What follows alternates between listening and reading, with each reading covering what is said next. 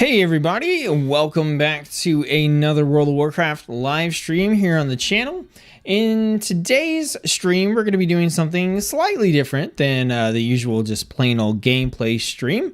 There's been a lot of exciting developments. As we know, Shadowlands has officially gotten a second release date. It's going to be coming out on November 23rd, I believe is the date we have. Don't let me misquote that. I've been so caught up in everything else that I'm like, oh yeah, it's coming at the end of November. So we got the release date, which is, Shadowlands comes out on November 23rd. And we also got the date for the pre-patch event that's going to be starting on November 10th. So we've got about a week, roughly, until we get the pre-patch event. During the pre-patch event, there are going to be a number of bosses out in Northrend, I believe, for the most part, that you're going to be able to fight on a regular basis, and they're going to drop loot that I believe is going to be about item level 100. So especially for alts and stuff like that, this is going to be a really great time to farm and kind of gear up in preparations for Shadowlands launching at the end of November. So on top of that, there's going to be this like zombie thing going on. When the pre-patch comes around, we'll go over it in detail. But in light of the pre-patch event coming up, also in light of the Shadowlands release date being here at the end of the month, it's not really feasible for me to get all 36 of the kind of like beginner-oriented guides out that I want to get out in time. So what I wanted to do was take a couple of streams, and I'll probably be doing some extra streams in order to accomplish this, to run through major changes and take a look at the spell books, the talent trees and stuff like that of the different classes, specializations, and to give you guys the talent build that I'm going to be using for questing and leveling in Shadowlands on each specialization. That way, if you are looking to get acclimated or looking for some recommendations or additional insight, then you can reference that here. So as far as the stream itself goes today, we're going to be looking at the plate classes, and we're just going to be going in alphabetical order down the line. So we're going to start with Death Knight, then go Paladin, then go Warrior. I'm going to cover each of the specs, show you guys. We're going to go through the spells. We're going to go through the talents. I'm going to show you the builds. And then at the end of kind of everything, I'll go out and showcase the different builds as well. After I get to the end of kind of going through everything that I have to talk about for each specialization, I will jump into chat and take any questions before I move on to the next one. But I'm going to be focused a lot on explaining and covering these topics as consistently as possible without jumping too much into chat during that time period, so that people that reference this later on will be able to just get that info they need and then continue on from there. Steven says, hey, nice to see you. Nice to see you too. Thanks for tuning in. Murphy, thanks for tuning in as well. Appreciate it, you guys. Okay, so spooky music. We're going to jump right into it with Death Knight. And like I said, we're going to go over changes. Now, it's really hard to memorize all the changes for all 36 specializations, you know, from BFA to Shadowlands. So I am going to be using Wowhead as a reference for major changes that we have for each of the specializations.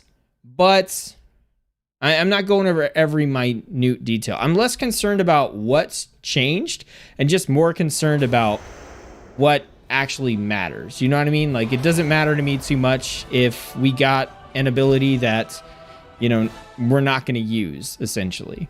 So if we are talking Death Knights in general, right? So big parts of Shadowlands is the unpruning. And the unpruning just means that we got a lot of abilities either back that we had before that have been removed in various expansions, or we got abilities that were spec specific back as class-wide abilities. In some cases, this is really nice. In some cases, it doesn't matter. In some cases, it's downright weird. We're probably going to see all of those as we go through this. So let's take a look at the Death Knight one. So if we're rolling through the spell book here, we've got our anti-magic shell. So this is going to block some magic damage for us. We've got Death Grip, right? That's our pool. Mind Freeze, our interrupts, Path of Frost. We've got Raise Ally, which is our battle res, Control Undead. For the most part, everything we have here is just stuff that we had before. The standouts are possibly Death Coil. I can't remember if we had that across the board. I don't think we did. This costs some runic power, and it deals damage or it heals an undead target. And this is kind of a weird pairing because we also have Lichborn, which is an ability that causes us to become undead for 10 seconds and increases our leech, makes us immune to charm, fear, and sleep. So there's kind of like a weird, underwhelming combination of Lichborn, and then you can Death Coil to heal yourself. But honestly, like, you're probably just using like Death Strike or some other spec-specific ability to heal yourself most of the time. So while this is a combo you can use, it is just kind of awkward. We got Death and Decay across the board as well. And for the most part, like I said, it's all pretty similar. When we get to each spec, we'll talk about what you actually need to care about from this tab. And then we'll kind of weed out the stuff. Because that is one of the questions I see reoccurring. And one of the questions I ask myself is like, okay, I have all these abilities back, but do I actually care about any of them? And most of what we're talking about here is going to be from the frame of reference of, you know, questing and leveling, which is what we're going to be doing kind of out the gate when it comes to Shadowlands content. And also, it's going to be open world stuff that you're doing during the pre-patch event as well. Now, as far as rune forging goes, we got several new runes in here, so be sure to check these out. I'm not going to cover these all in depth, but you do have a lot more options now that you can tap into other than the 3 or 4 that we had before. So we're going to start. We're going to go in alphabetical order here as well, and we're going to start off with Blood. And like I said, for the most part, for the talent builds, we're focusing on open world stuff, but we're going to run through the abilities here. Now, basically on Blood, we use just about every single ability that's in here to some degree. We have Death Coil, which I don't really think is incredibly useful on the Blood DK, since we want to spend our runic power on our Blood specific abilities. In that case, we're looking at over here, we're going to be spending it a lot on our Death Strike primarily. Instead of Death Coil, this is just an all-around better spell for us to cast. So you can have Death Coil in there if you want, but like I said, you're mostly going to want to be casting your Death Strike. Okay, it does more damage. It does a ton of healing. We do have access to Lichborn, which you can use to get that increased leech and some of that crowd control immunity as well. We also have access to Raise Dead. So Raise Dead is available across the board. If you are on Blood or Frost, then Raise Dead is kind of like a DPS cooldown. Okay, you raise a ghoul to fight by your side. You can only have one, and it lasts 1 minute, and then it goes away, and you have to summon a new one. So this has a 2-minute cooldown, so basically every other minute you can have a ghoul fight by your side for 1 minute if you want. It's a nice little DPS increase. But if you're on Unholy, this actually summons your ghoul that's there permanently, you know, unless it dies. Moving into the Blood spell tab. So we've got some of the regulars here. I think pretty much across the board, everything is what we had before, with the exception of Rune Tap, I believe, has been made baseline. So we now have a 1 rune ability that reduces all damage taken by 20% for 4 seconds. We've got 2 charges of this and a 25-second recharge. And we got a replacement talent because of that. So that's the main sort of new thing. Another thing to keep in mind is that several AoE style abilities have had their damage capped to a certain number of targets. So you want to make sure that you check anything that has multi-target capability, like your Death and Decay, or possibly like your Heart Strike within Death and Decay, and just take a look and make sure that it hits what you think it'll hit. So Death and Decay does still deal damage to all targets within the area. Heart Strike will still hit up to 3 targets if you're inside of your Death and Decay. Blood Boil still affects all enemies. So overall, Blood DK wasn't hit too hard by the sort of like AoE damage reduction in this sense. Moving on to our talents. All right, so a lot of our talents are relatively the same.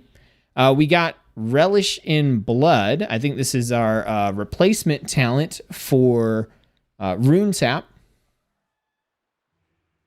We also got, hang on, I forgot about this because it is passive, and it's also something we don't get until level 58. We have Ossuary baseline as well. This was a talent that you pretty much always would take on Blood DK. It's the one that if you have 5 Bone Shield charges, it reduces the cost of your Death Strike by 5 runic power, and it gives you 10 runic power added to your cap. So this is baseline as well. This is, in my opinion, pretty huge.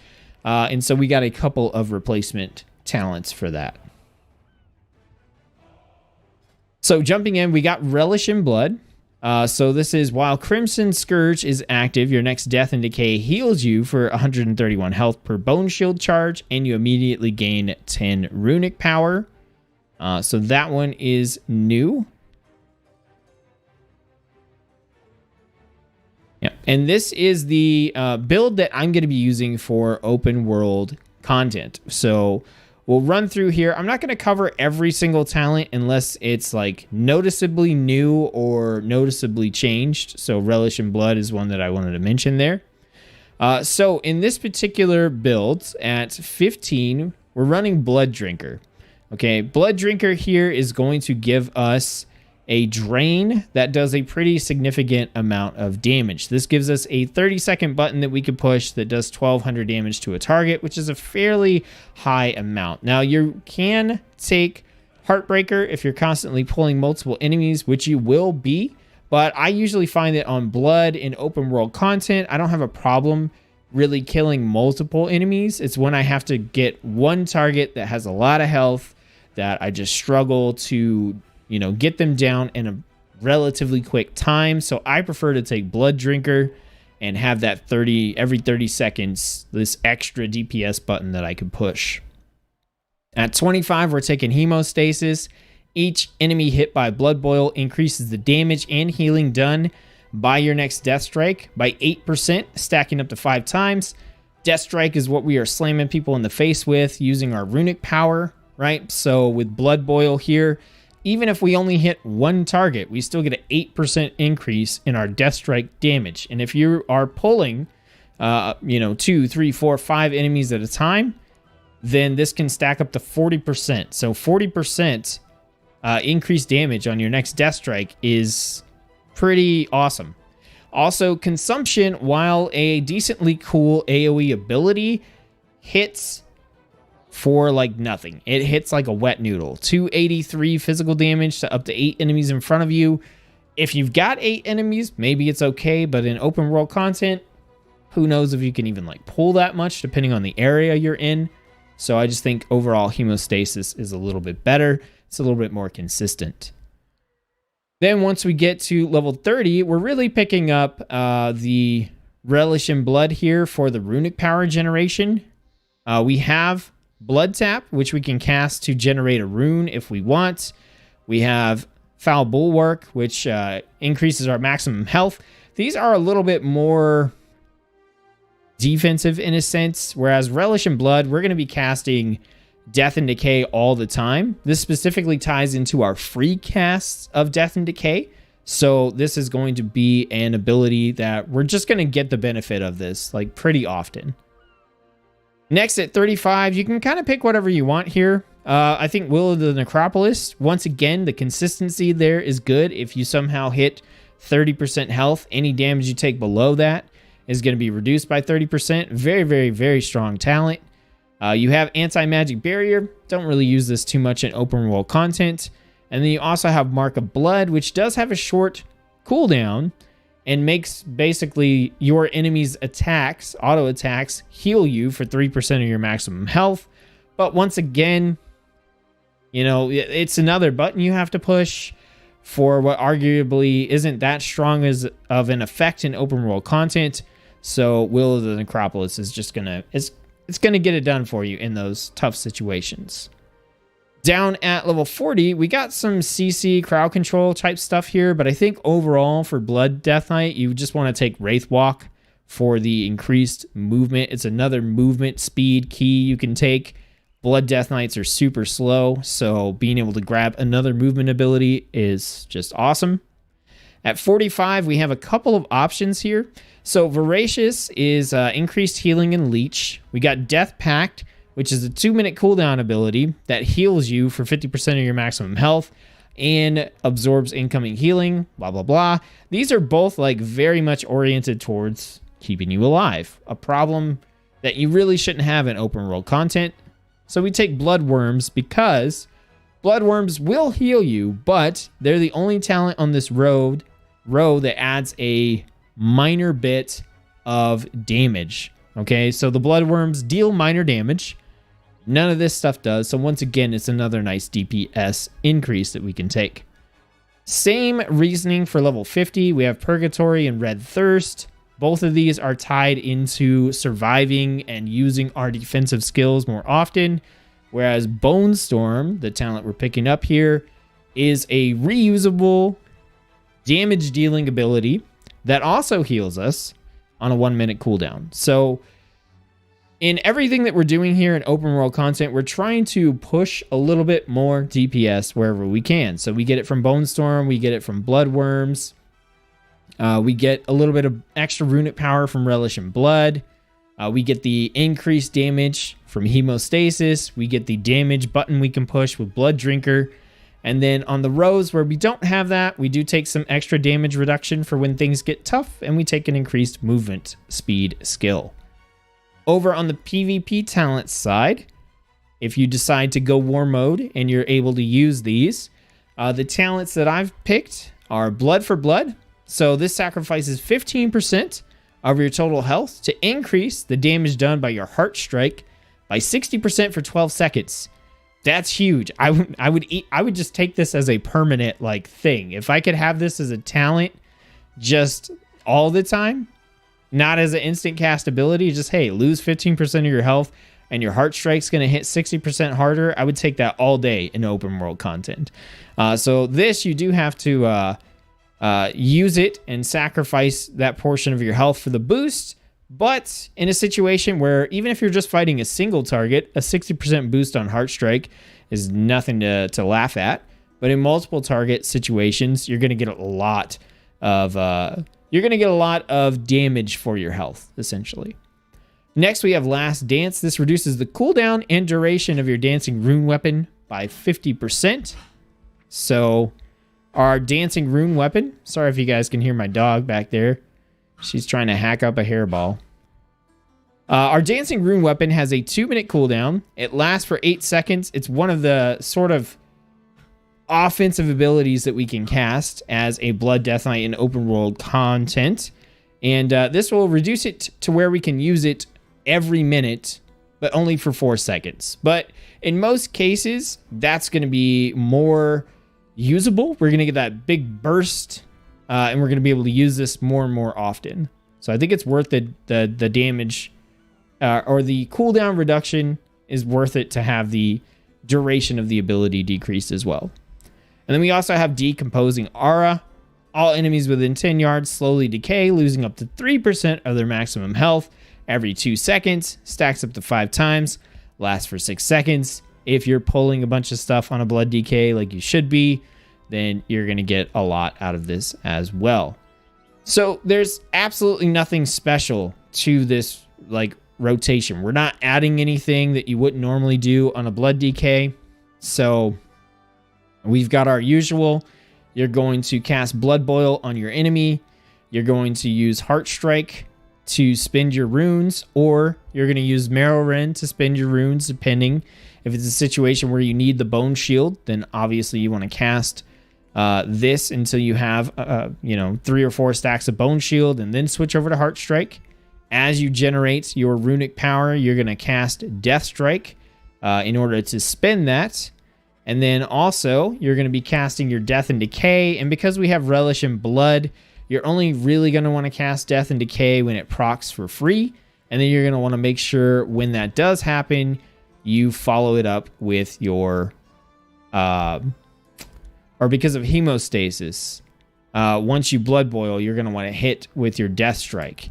And with your Death and Decay, you're going to want to get those on the free procs because you get the 10 runic power generation. So overall, that's really, it's the same flow. You've got your defensive skills. You've got your Blood Drinker to cast if you need to. You can build up your runic power and spend it on a Bone Storm if you're in a particularly tough situation against multiple enemies, or you just want to wear down a single target. Throw out your Dancing Rune Weapon in those situations as well. So really nothing fancy to show off here for Blood DK. Pretty simple, pretty straightforward. We're just trying to maximize the amount of DPS that we can put out in open world content. And yeah, pull lots of stuff, kill lots of stuff. Luckily, like I said, most of our abilities are not AoE capped. You know, your Heart Strike is obviously capped at 3 when you're in your Death and Decay, or 4, hits up to 3 additional targets. But you can still kind of go crazy on Blood DK because we still have a lot of the healing and stuff going on. So that's going to cover Blood DK for us. All right. Over to the chat. Leo says, hey, what's up? How's it going? Paulo says, this is cool. Watched your tanking vids, dude. Helped me a lot. Awesome. I know, like, this probably is going to be a less popular streaming series, but I think it's going to be a good VOD for people to reference, hopefully going into Shadowlands and trying to just get started and get playing. That's kind of my goal. You know, I'm making more in-depth guides. I'm making beginner-friendly guides, but I know a lot of you just kind of want, like, hey, what's different from Shadowlands? Give me a build to use, and that's really what I'm trying to do here. Murphy says, relish, yum. Need to go to sleep. All right, Murphy, catch ya. Catch you later. Okay, so that's Blood. Honestly, kind of like the least exciting open world content one, right? Because it's a tank. You know, most of the talents and spells and stuff are geared toward tanking. And, you know, you may do some of that. You probably will do some of that while you're leveling. And that's fine. Most of the stuff, and that's something else I want to mention here. Most of the stuff that I reference in the Blood tanking guide is still pretty relevant. There's not a whole lot of changes. So if you're familiar with how to tank on a Blood DK from watching one of my beginner's guides, or you've improved beyond that, you're going to be in a good spot. All right, let's move on to Frost. Leo says, I was watching your clean UI config live stream and see that you were in live. Oh, nice. I have my Shadowlands UI updates and add-ons update videos coming out later this week. So definitely check that out if you're into my UI videos. Is it possible you can run through a low-level dungeon as a Blood DK and kind of speak out your spells as you proc them? I actually do that in my guide, the BFA guide, and it's still pretty relevant. So feel free to take a look at that. I don't know if someone can link that if they know where that's at. If not, later on, drop a comment on the VOD for the stream and I will get you a link. Is leveling as a tank significantly slower than if you use DPS? Planning to level as tank so I can practice a little bit. It kind of depends. Like, the thing about leveling on a tank is if you want to go fast, the advantage to being a tank is you can pull a lot more than a damage dealing spec normally can. So whereas they might pull 1 to 3 or 4 enemies depending on gear level, right? I think like an average gear level is probably pulling 1 to 3 enemies at a time. If you're on a same level tank, you can pull 4, 5, 6 enemies at a time. And you may take a little bit longer to kill those enemies, but you have less downtime in between groups. So you can level as a tank, and like how fun it is and how fast it feels just varies depending on the tank. I personally think Blood DK feels a little slower, and especially when you have options like Frost and Unholy that can do really sweet damage and have cool spell effects and stuff, I'd rather level as that. But I have leveled as Blood a lot just because you have the survivability of being a tank, and you can run through stuff. And when you get to the end and you got 4 things on you, you're not really worried about surviving. You know, you're just like, okay, let me get all my plates spinning so I can actually deal some damage.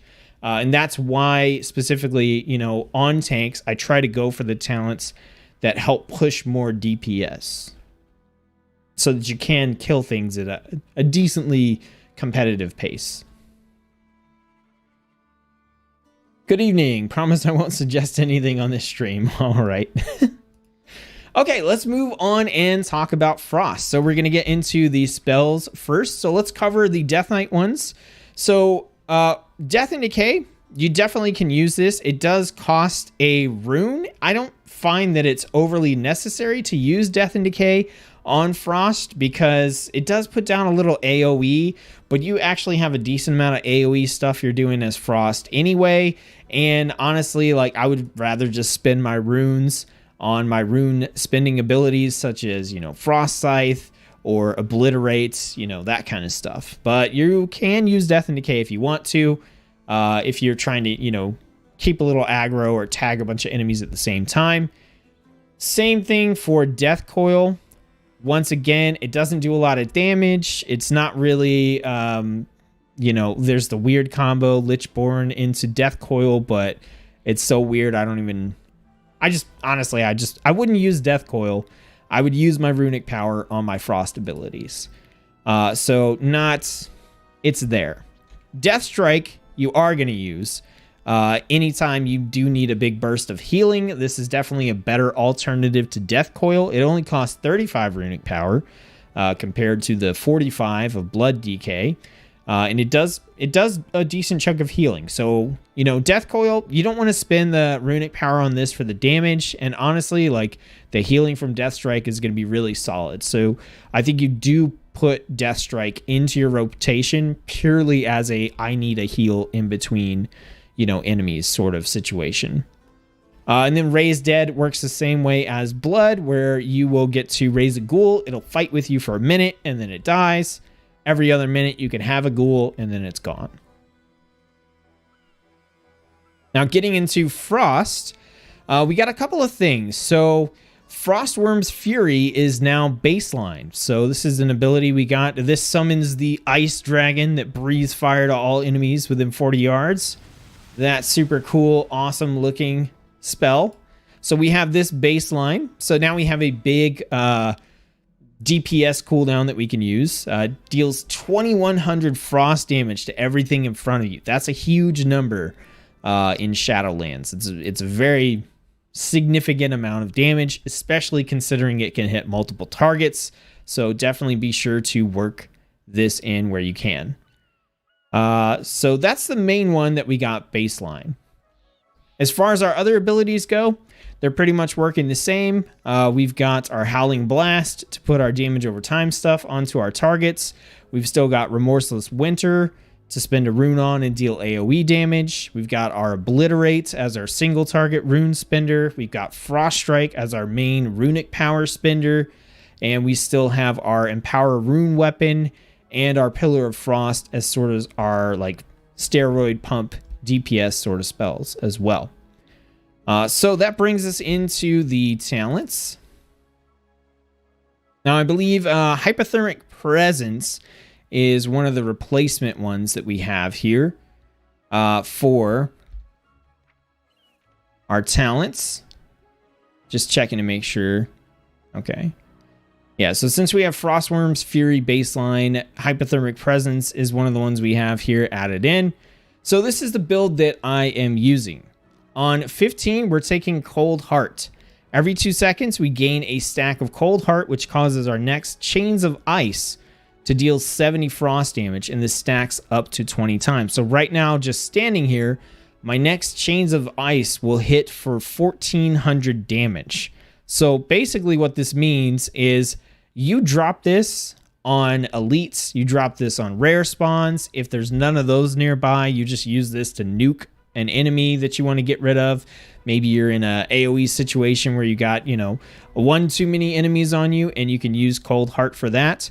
But that's really what you're using this for. It's just a targeted burst of damage when you need that extra burst.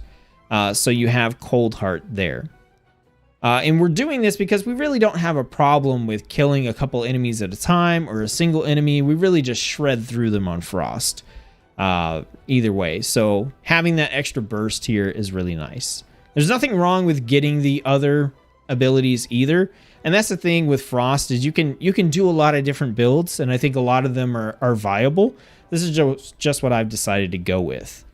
On 25, we got Murderous Efficiency. So consuming the Killing Machine effect has a 50% chance to grant us a rune. So our Killing Machine is our passive. When we auto attack critical strike, we have a chance to make our next Obliterate critically strike.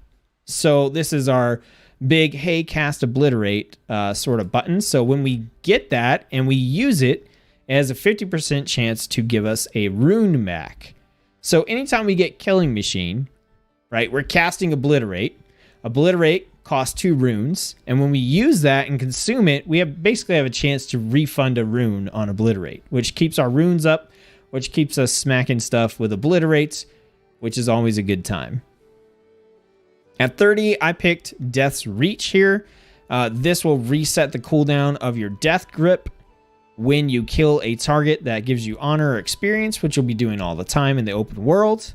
And it also increases the range of Death Grip by 10 yards. Now, if you don't care about this, if you're fine walking enemy to enemy, then I would recommend you pick up Asphyxiate as a nice 4-second stun.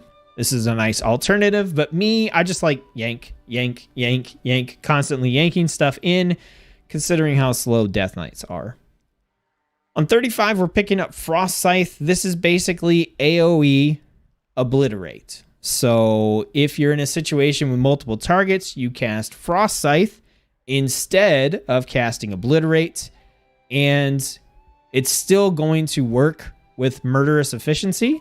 So Frost Scythe can benefit from Killing Machine, okay? So you can still consume that Killing Machine buff, and that ties into Murderous Efficiency, where we can get the 1 rune, which means we basically get a full refund on the Frost Scythe. So we got those synergies going. We're still keeping that ready. Here at 40, picked up Wraith Walk again. This, like I said, it's another movement skill that we can have on our Death Knights, and we definitely want to use those whenever we can because we're super slow. And in outdoor content, in a lot of cases, you're just going to want to get from point A to point B as fast as possible. Wraith Walk's going to help you do that. Alternatively, you could pick up Permafrost if you don't care. This gives you a little absorb shield equal to the damage, 40% of the damage that your auto attacks deal. It's an okay pickup. Me, I would just much rather have the mobility of Wraith Walk. At 45, we're picking up Hypothermic Presence. So this is an instant cast ability with a 45-second cooldown. So we can work this into basically every group pull or every rare spawn, that kind of stuff. This will reduce the runic power cost of your abilities by 35% for 8 seconds, and it doesn't trigger the global cooldown. So basically what you can do here is you're spending your runes on your Frost Scythe, you're spending your runes on your Obliterate, you're using those to generate runic power, which you're basically going to dump into Frost Strike most of the time, occasionally a Death Strike. As you're doing that, when you're ready, if you want a big burst of damage, you hit Hypothermic Presence, and now the cost of your Frost Scythe or your Frost Strike or your Death Strike is reduced by 35%, and you can just spam the crap out of it. So it gives you a nice burst button that you can use relatively often. And then finally at 50, we're picking up Obliteration. This is passive while your Pillar of Frost is active. So Pillar of Frost is our little kind of steroid here. Every minute we can cast it to increase our strength by 20% for 12 seconds. And each rune we spend during it's going to increase our strength by an additional 1%. So while we have that active, which we have 12 seconds of it, our Frost Strike and Howling Blast always grant Killing Machine and have a 30% chance to grant a rune. So synergize all that together, right? We hit Pillar of Frost, then anytime we Frost Strike or we Howling Blast, we get Killing Machine. If we have Killing Machine and we use it, we have a chance to regen a rune, but on top of that, our Pillar of Frost and Frost Strike have a 30% chance to generate a rune as well. So imagine that you're spending your runes, you're building up your runic power, you hit Hypothermic Presence, and then you spam the crap out of Frost Strike, which is granting you Killing Machine. So you're weaving back in these guaranteed like criticals on your Obliterates and your Frost Sites. And those have a chance to refund a rune, so you can cast them again. And also your Frost Strike has a chance to give you a rune. So you can just like constantly like spam everything is kind of the combo here. So that is basically the build. If we look at PvP talents, we got Chill Streak. This is an instant cast on a 45-second cooldown. It deals about 650 frost damage to the target and reduces their movement speed. And it also bounces up to 9 times between the closest targets within 6 yards. So this gives us 650 damage. Is not bad. It's kind of bad for being on an instant 45-second cooldown ability. But considering it can bounce 9 times and you're likely to hit, 3 or 4 targets with this regularly, it's not that bad. We got Dead of Winter. After your Remorseless Winter deals damage 5 times to a target, they're stunned for 4 seconds. However, your Remorseless Winter's cooldown is increased by 25 seconds and its radius is reduced to 5 yards. So this instead turns in our Remorseless Winter into an ability that we can use against 4 or 5 enemies. So you are pulling those enemies, you're fighting one main target, you hit Remorseless Winter. As all those winds spin around and hit those extra targets, it's going to trigger that 4-second stun, which is just going to let you just eliminate one target after the other. But we have that increased cooldown, so we can't do that all the time. Also, if you're fighting a rare spawn or something with more health, then you can pop Dead of Winter. You'll get the usual, damage and everything from that. But after they get hit 5 times, you just have a nice 4-second stun to interrupt their damage flow. And then finally, Transfusion, another instant cast, 45-second cooldown. It's going to generate 20 runic power and reduce the runic cost of Death Strike by 50% for 7 seconds. So this gives us a nice little survival tool. We can hit this. We can generate that runic power. Our Death Strike is, like I said, 35 runic power. So it's going to be reduced down to somewhere around 18 or so. So we're going to be able to instantly cast Death Strike after using this. And then if we already have runic power or we're generating some, we'll be able to spam some Death Strikes and basically heal ourselves up. So that's the build. As far as the kind of rotation goes, honestly, it's about flashy lights, flashy buttons for the most part. You have your Chains of Ice that, like I said, you can use for a big burst. But outside of that, for the most part, you're just going to be doing the usual stuff. So you're going to cast your Howling Blast on targets to get your damage over time going. You're going to cast your Remorseless Winter so you can get that AoE going as well. And then you start spamming your Obliterates if you're a single target, or your Frost Scythe if you're in multiple targets. And then you're going to spin that on your Frost Strike. Or if you need some healing, you're going to spin that on your Death Strike. And that's pretty much it. So the craziness happens when you are, getting those rune refunds, which is fine. That's not going to do too much. It's just going to let you use your abilities more often. But when you do like the Hypothermic Presence and the Pillar of Frost Obliteration combo, then you can really pop off, and it just becomes about like basically hitting the shiny button every time it pops up and then spamming Frost Strike in between that. Which we'll take a look at this kind of stuff towards the gameplay demo at the end. So that's Frost.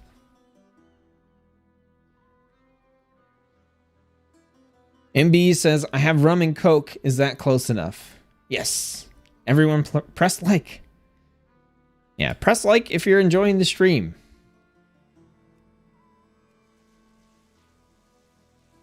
Oh, big mention for Frost here. You can play one-handers, dual-wield one-handers, or you can play two-hander. I'm sure most people know that, but just in case you don't, you do have the option. And with the build that I showed, you can really use whichever one you want. All right, moving on to Unholy. So let's take a look at these spells. So Death Coil has been and still is a major part of the Unholy rotation. So you definitely are going to want to be using that. Death and Decay, once again, is... it's more usable than Frost, right? Frost doesn't currently gain a benefit really from Death and Decay, but Unholy does. So Unholy gains the AoE on their Scourge Strike. So if you're inside your Death and Decay, your Scourge Strike's going to hit up to 4 enemies near the target. So if you're in an AoE situation, you do want to use Death and Decay. Death Strike we can use for healing as well, just like all the other specs. It's a 35 runic power for Unholy as well, so not overwhelmingly expensive. And that is pretty much it. We have, I think our Raise Ghoul, or whatever it was called, Raise Dead, is actually in the Unholy tab this time. It's a little bit weird, I think, that they do that with a couple of abilities. It always throws me off. Moving into our spellbook, we've got our Apocalypse, Army of the Dead, Dark Transformation. We have Epidemic. This is a 30 runic power spender that causes your plagues to flare up and deal damage to the infected enemy and deal shadow damage to other enemies next to them. I need to double check, but I think this is now like a baseline thing. I just want to make sure. Yeah, Epidemic is now baseline. Yes, so this is I think the only spell that got added baseline to Unholy. So that's in there now for us. We still have our Festering Strike, which is our rune spender that puts festering wounds on the target. We've got Outbreak that puts our Virulent Plague on the target. Our Raise Dead for Unholy will raise a ghoul to your side that stays there. Unlike the other two specializations, it is a permanent summon, unless it dies or whatever. And then we have our Scourge Strike, which we use to burst festering wounds, and it is our other rune spender. We still have Sudden Doom as one of our passives here, giving us a chance to be able to cast Death Coil or Epidemic for free. Most of the time, I think you want to spend that on Death Coil in order to reduce the cooldown of your Dark Transformation and your Dark Transformation. So, moving into talents, this is the build that I am currently using for open world content and leveling. So at 15, I've got All Will Serve. This raises a dead skeleton in addition to your normal minion when you cast Raise Dead. So you have 2 minions out. Now this is a preference. Infected Claws is also really good because it makes your ghoul's claw attack have a 30% chance to just add a festering wound to the target. So this is really good. I just like having two undead minions. And it is a good talent, but I like having the extra minion. Then at 25, I've got Unholy Blight. So this costs 1 rune. It's got a 45-second cooldown.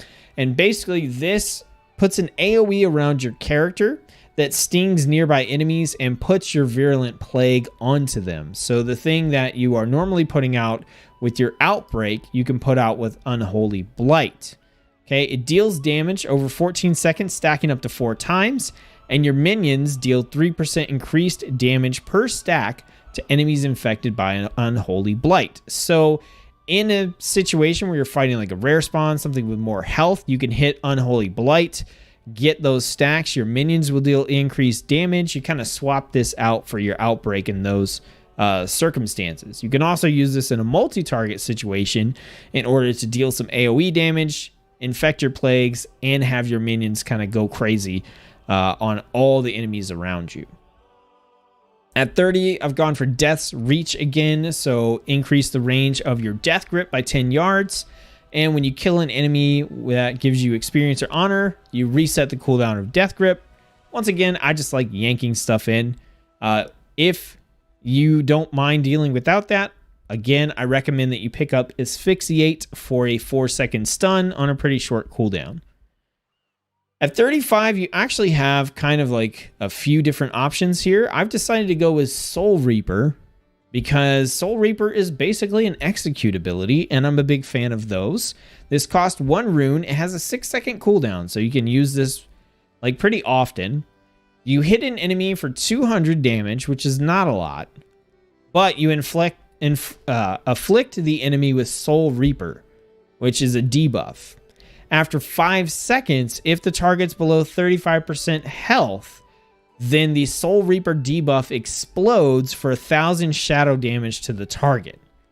If the enemy dies while afflicted by Soul Reaper, you gain Runic Corruption. Now, Runic Corruption is our passive that every runic power we spend has a small, low percentage chance to increase our rune regeneration rate by 100% for 3 seconds.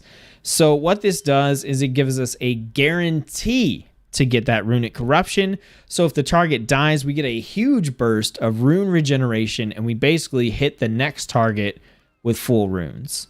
So this is a really nice executability. If this is too much for you to manage, then you can definitely go. I would personally pick up Harbinger of Doom. This causes your sudden doom to trigger 15% more often, so you get more of your death coil procs, and you can reduce your cooldown on Dark Transformation that much more often. And we do have a talent that ties into Dark Transformation, so picking up this particular talent will actually help, and it's one you don't have to pay attention to. Honestly, like the Soul Reaper, getting the timing of it down and stuff is not incredibly easy if you want to get the full amount of damage out of it. It's like if you just kind of chuck it on at the end, it's like, yeah, okay. But you really want to take advantage of that explosion of 1,000 damage and finishing off the target. I'm personally kind of handling it through some weak auras, triggers, and formulas to kind of help me cast it. And if you're not doing that, or you're not really good at keeping track of it, then maybe you do want to pick up Harbinger of Doom instead. At 40, no surprise, we've got Wraithwalk again for the movement skill ability here. I genuinely think this is just the most useful on this talent row, given the options we have. Spell Eater is going to absorb more damage with your anti-magic shield. It's kind of whatever in open world content. And once again, we have Death Pack for the 50% maximum health healing. If you find yourself in a situation over and over again where you're really low on health, maybe you want to pick this up. But I just think the overall like mobility that you get from Wraithwalk is just definitely worth picking up here on the 40 tier.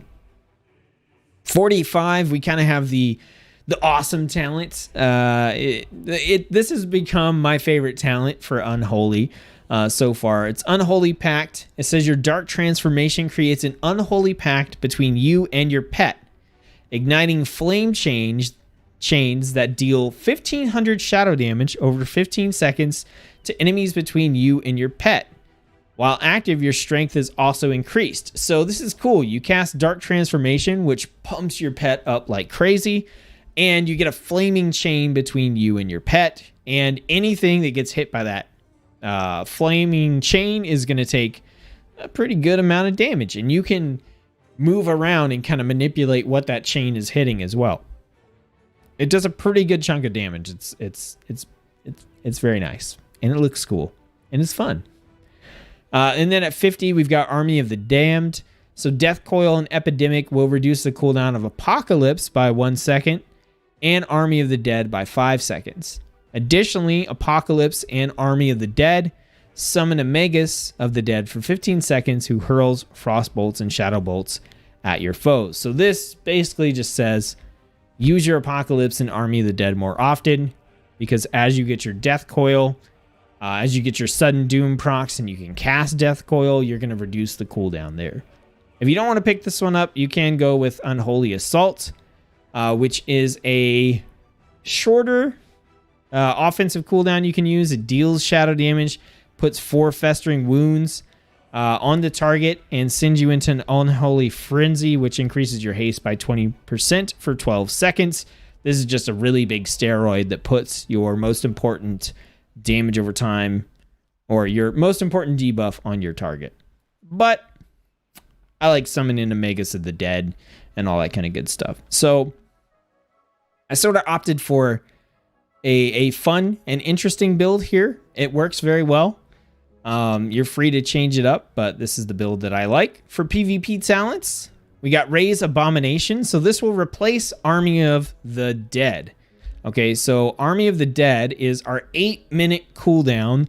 Summon a ton of stuff, right? Summon a ton of undead monsters to attack our target, right? So Raise Abomination replaces it with an ability that has a 1.5-minute cooldown, which is much more usable when you are questing and leveling compared to an 8-minute cooldown. It raises an abomination for 25 seconds that wanders and attacks enemies near where it was summoned, applying festering wounds when it melees targets and afflicting all those nearby targets with your virulent plague. So basically, this just turns an 8-minute cooldown that we rarely get to use in open world content into one we can use way more often, that is going to melee things and put festering wounds on them that we can burst, and it's just going to put out our plague so we don't have to worry about constantly casting Outbreak over and over again. It's just a really nice, solid swap for Army of the Dead.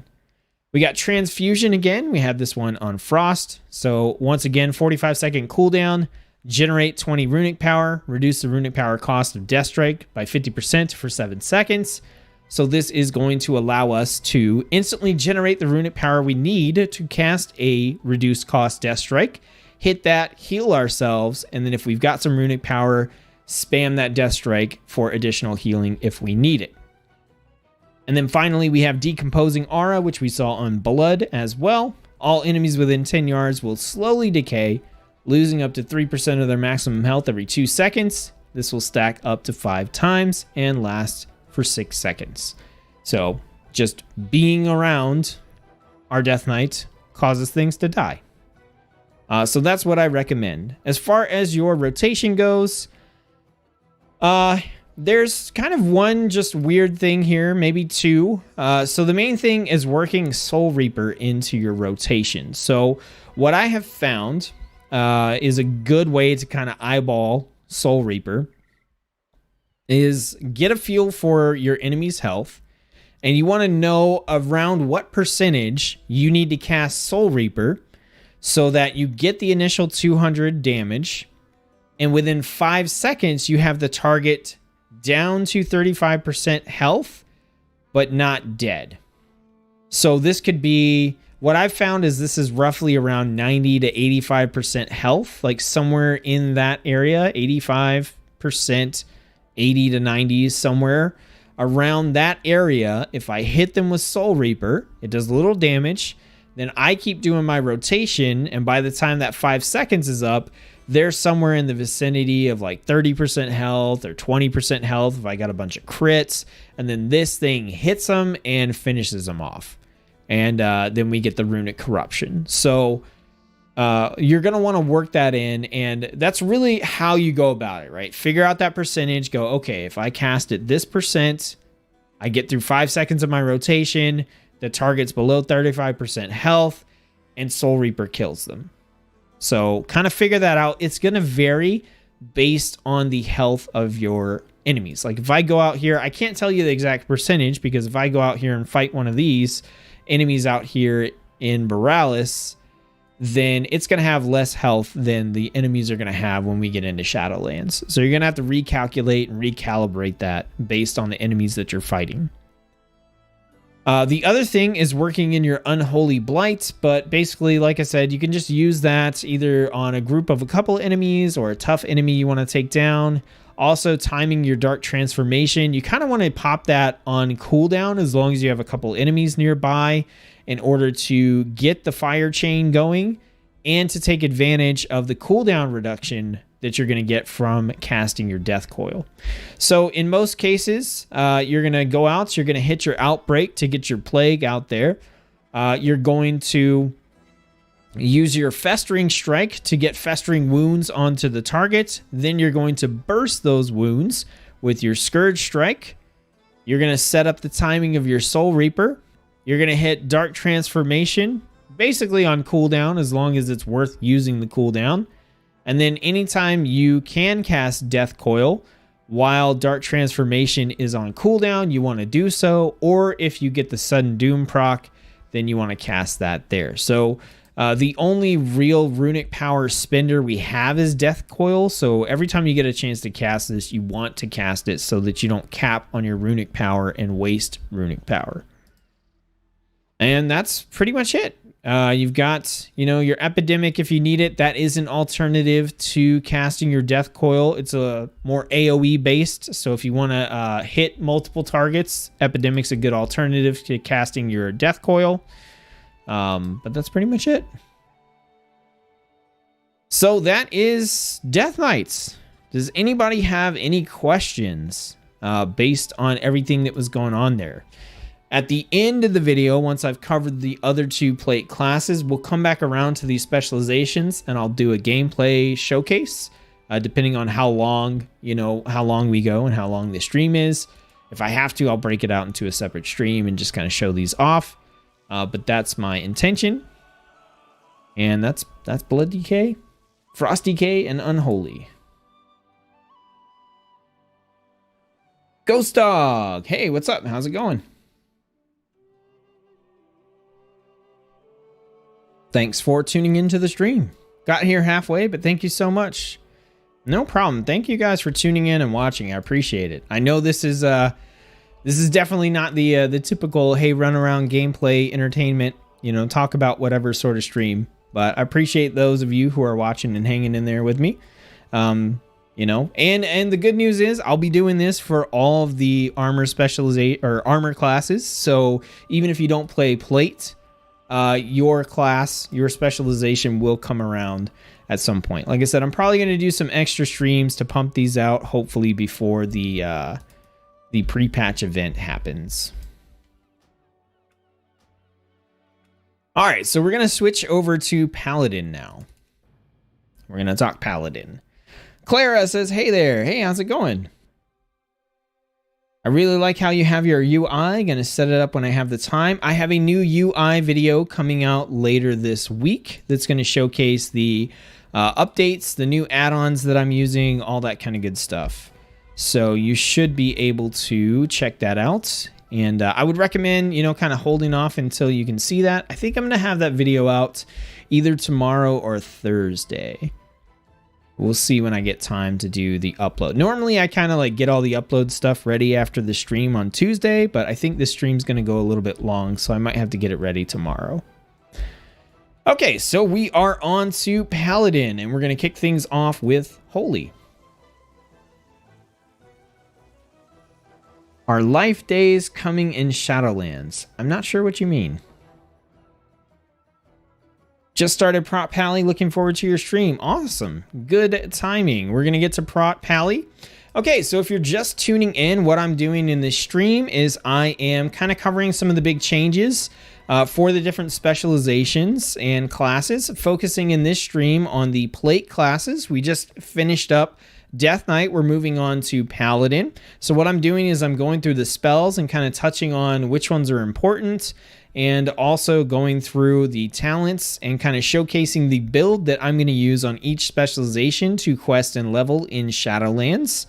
And then talking a little bit about the rotation and that stuff as well. Hopefully, this will be enough to kind of get you acclimated to what's changed and transitioning into BFA and give you a good starting point to get out there with a semi-decent build in order to do the pre-patch event and start leveling.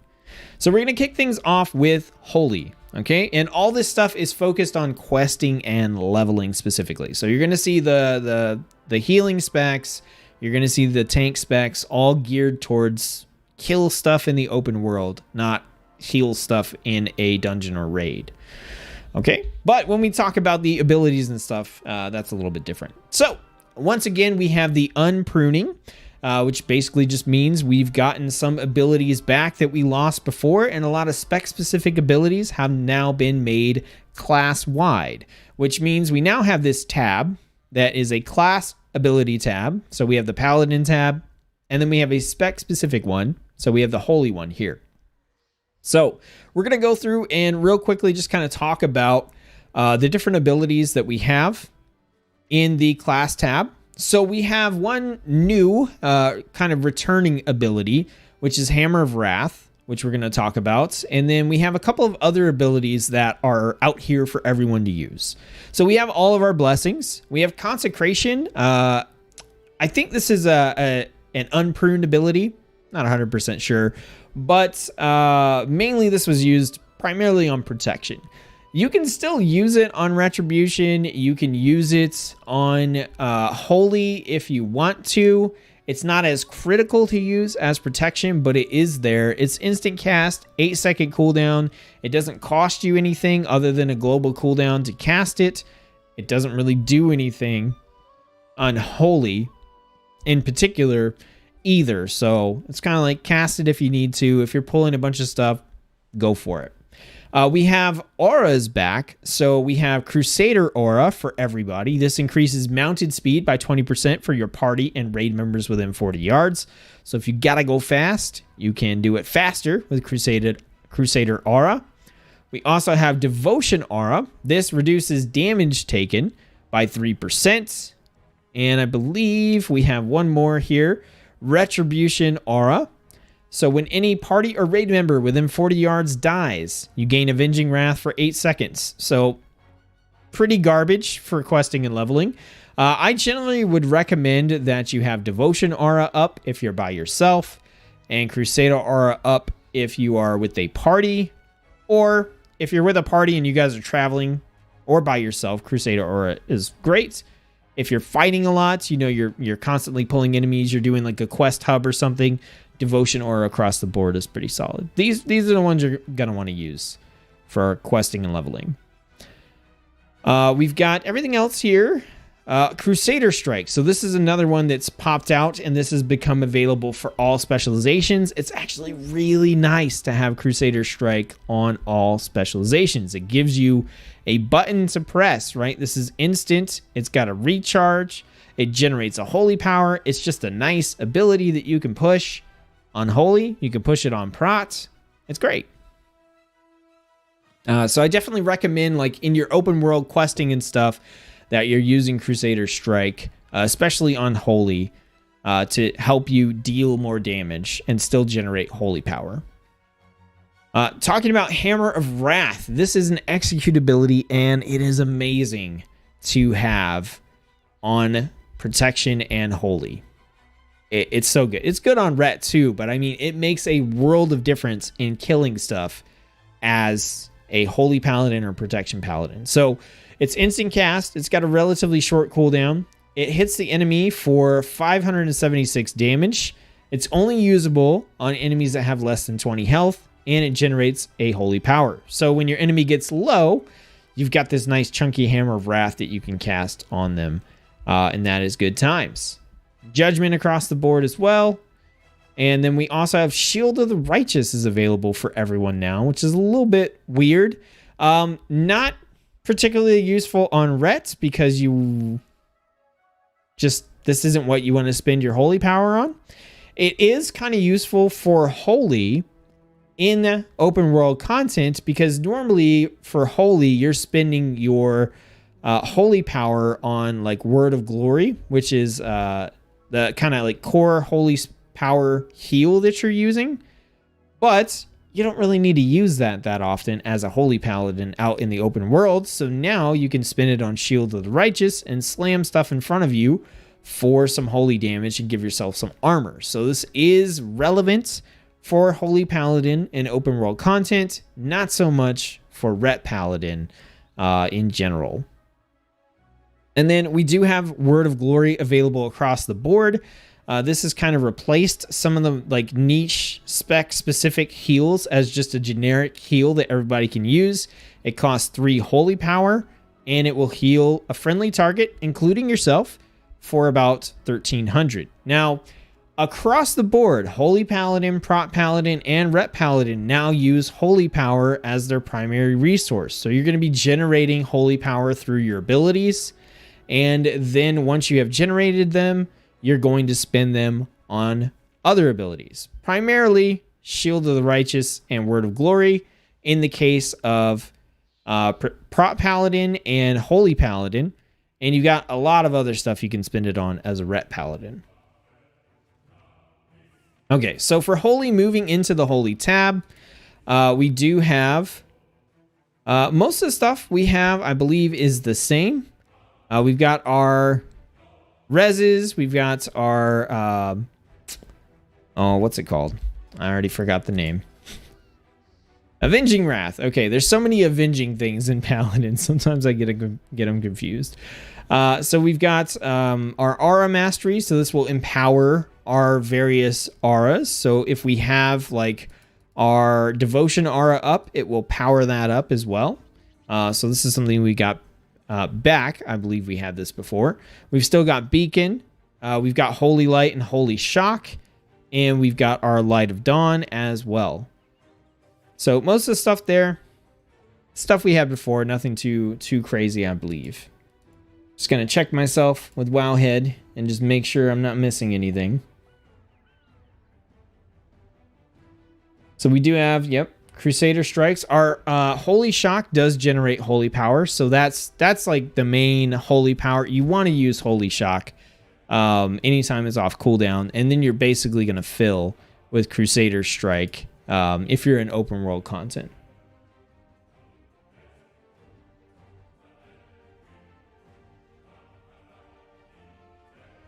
Yeah, okay.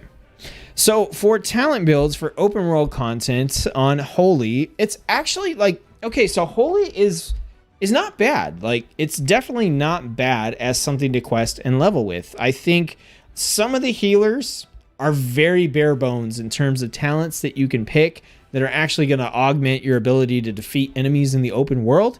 Holy Paladin is not one of them. It's got some decent stuff. So at 15, we're picking up Crusader's Might. So Crusader Strike is going to reduce the cooldown of Holy Shock by 1.5 seconds. And like I just said, you're going to hit that Holy Shock on cooldown every single time.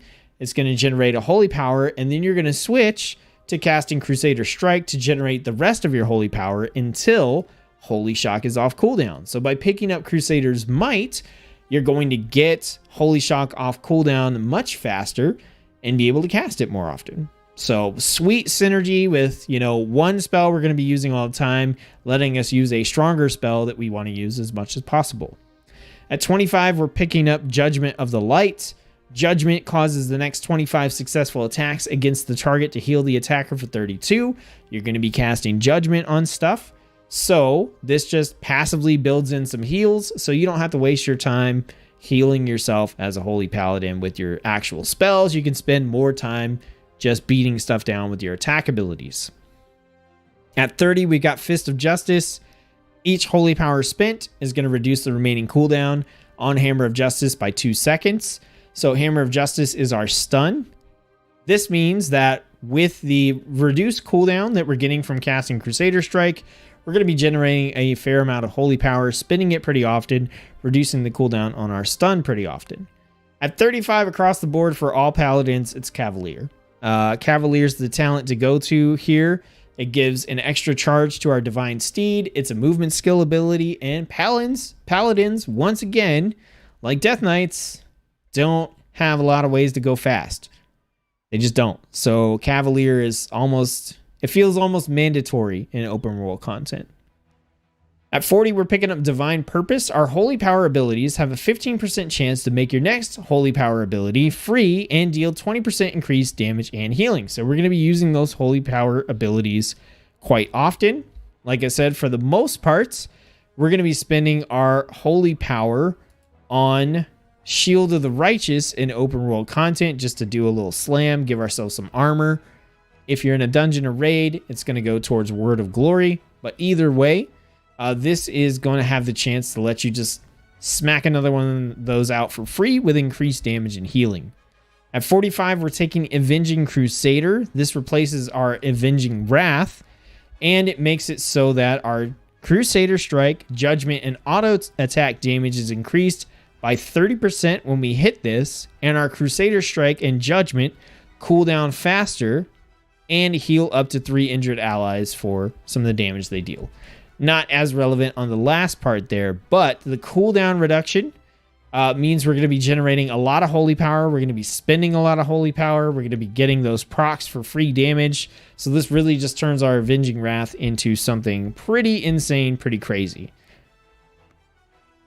And then finally at 50, we're picking up Glimmer of Light, mostly because these other two don't really do anything to help us in open world content. But our Holy Shock will leave a Glimmer of Light on the target for 30 seconds. When you Holy Shock, all targets with Glimmer of Light are damaged or healed.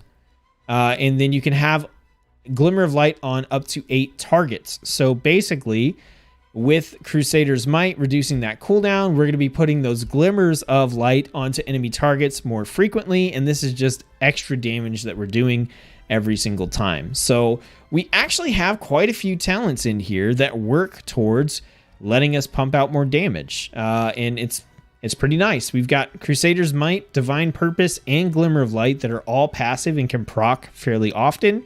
We've got a powerful Avenging Crusader DPS cooldown that we can hit on rare spawns or if we're in a tough AoE situation.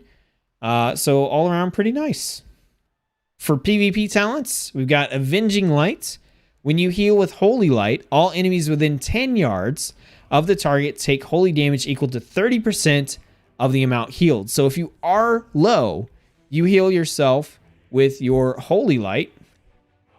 And this says heals the target for 1200. So if you get that full 1200 heal, you're taking what, 400, or you're dealing 400 AoE damage to all enemies around you at the same time. That turns what would be like a global and a cast time that you're spending on a heal into a heal and damage combo. Pretty nice. Darkest Before the Dawn says every 5 seconds the healing done by your next Light of Dawn is increased by 10%, stacks up to 10 times. So if you need a big burst heal, you can just hold on to Light of Dawn because there's really no reason for you to be casting it in these situations in order to have a doubled bursty heal.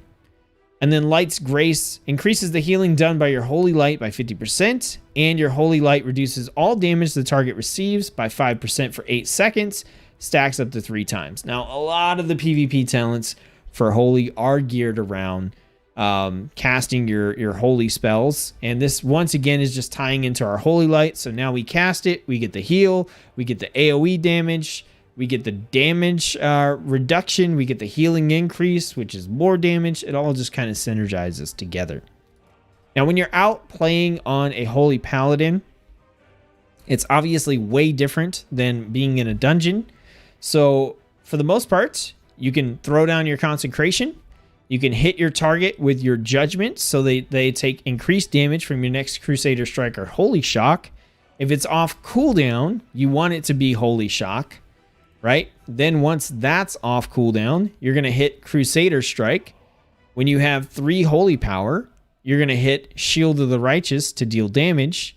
And when your target is below 20% health, you're going to finish them off with Hammer of Wrath. So there's actually like a pretty solid damage dealing rotation. Consecration, Judgment, Holy Shock, Crusader Strike, Shield of the Righteous. You probably got Holy Shock back again to slam out there. Boom, finish them off with Hammer of Wrath. It's a really nice flow and surprisingly feels really good on a healing specialization. Next up, we're going to talk about protection.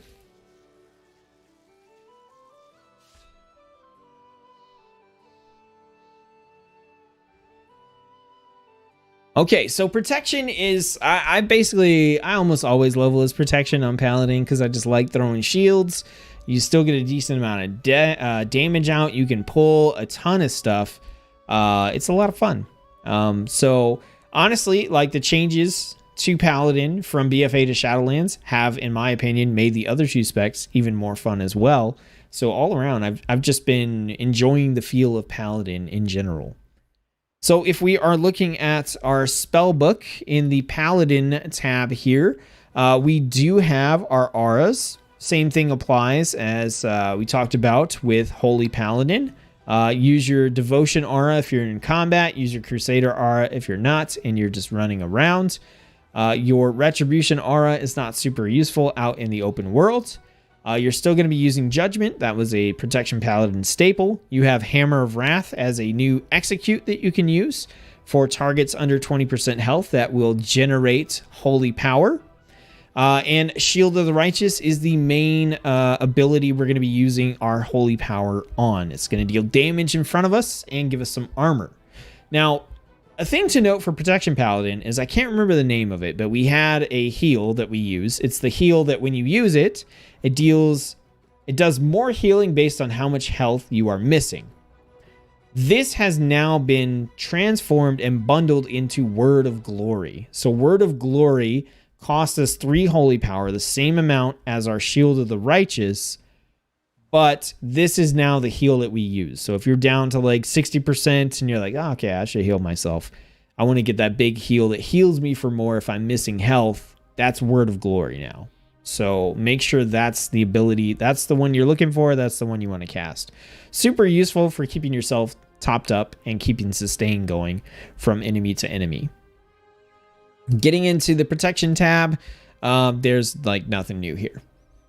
It's the same. Okay, so let's get into the talents, and I'll show you the build that I am using for questing and leveling in Shadowlands. So on 15, we got Blessed Hammer. This turns our Hammer of the Righteous into a multi-target ability. It spins around and hits all kinds of stuff around us. We want to pull multiple things when we are fighting out in the open world, and so this makes it so that we can deal damage to more stuff all at the same time.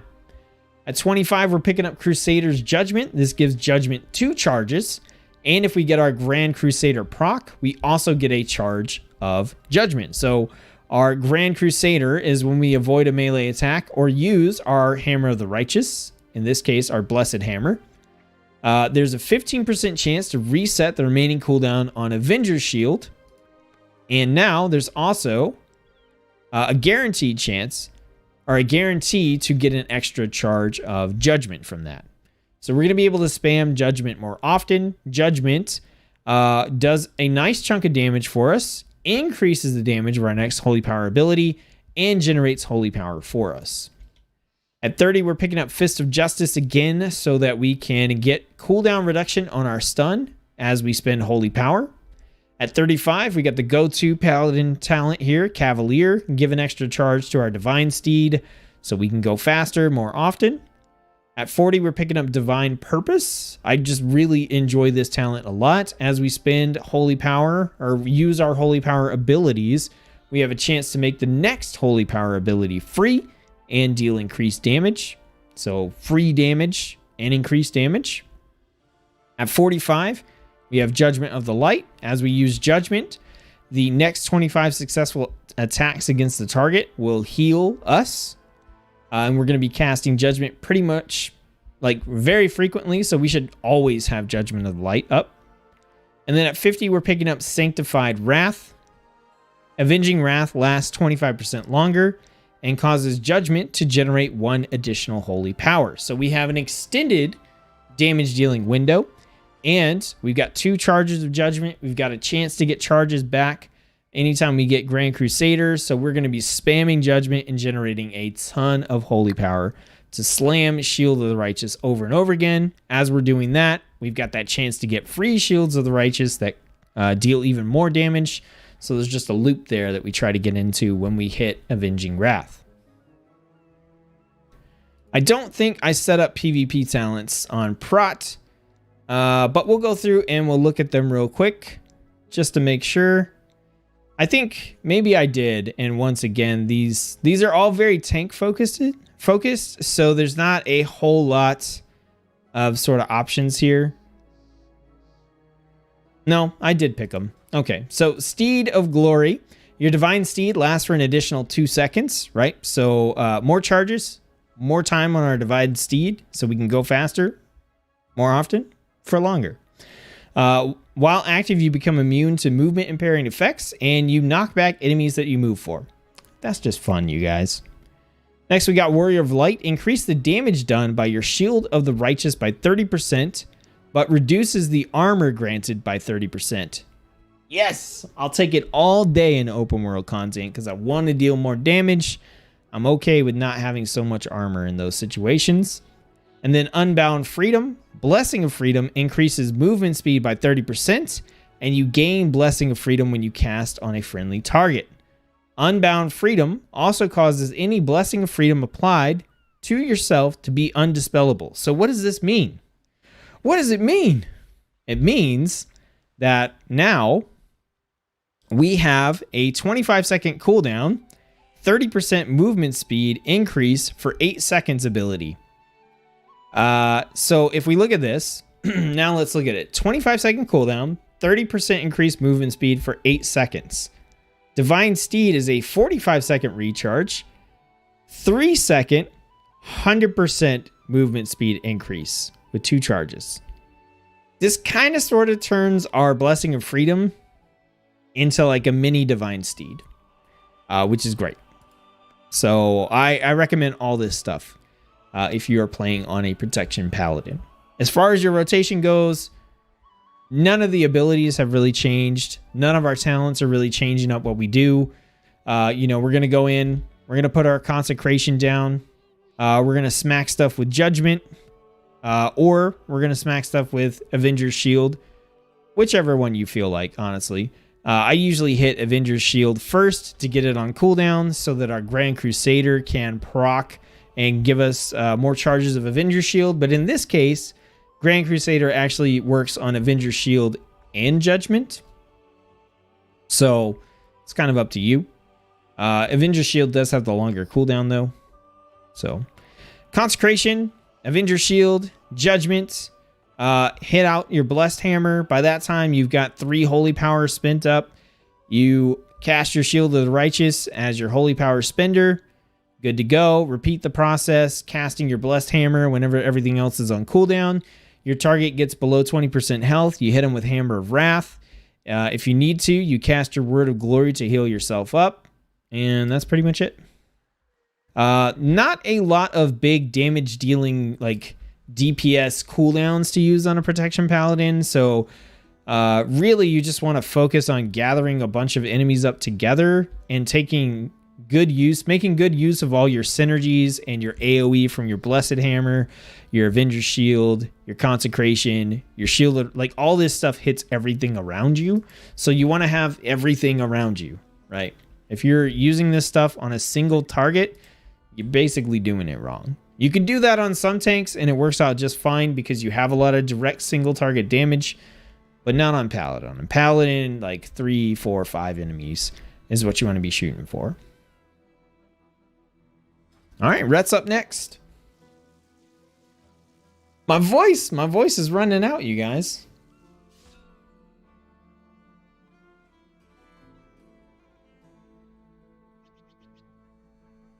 The soothing power of Coke, I don't think is going to help. Maybe if Eggy's around, she'll be nice and make some tea.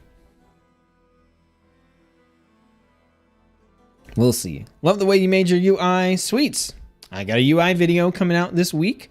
It's just an update on the add-ons that I'm using and kind of the way I've put the UI together. So feel free to take a look at that. It's not a full in-depth guide on how to set up my UI or anything. It's just add-on updates and that kind of stuff.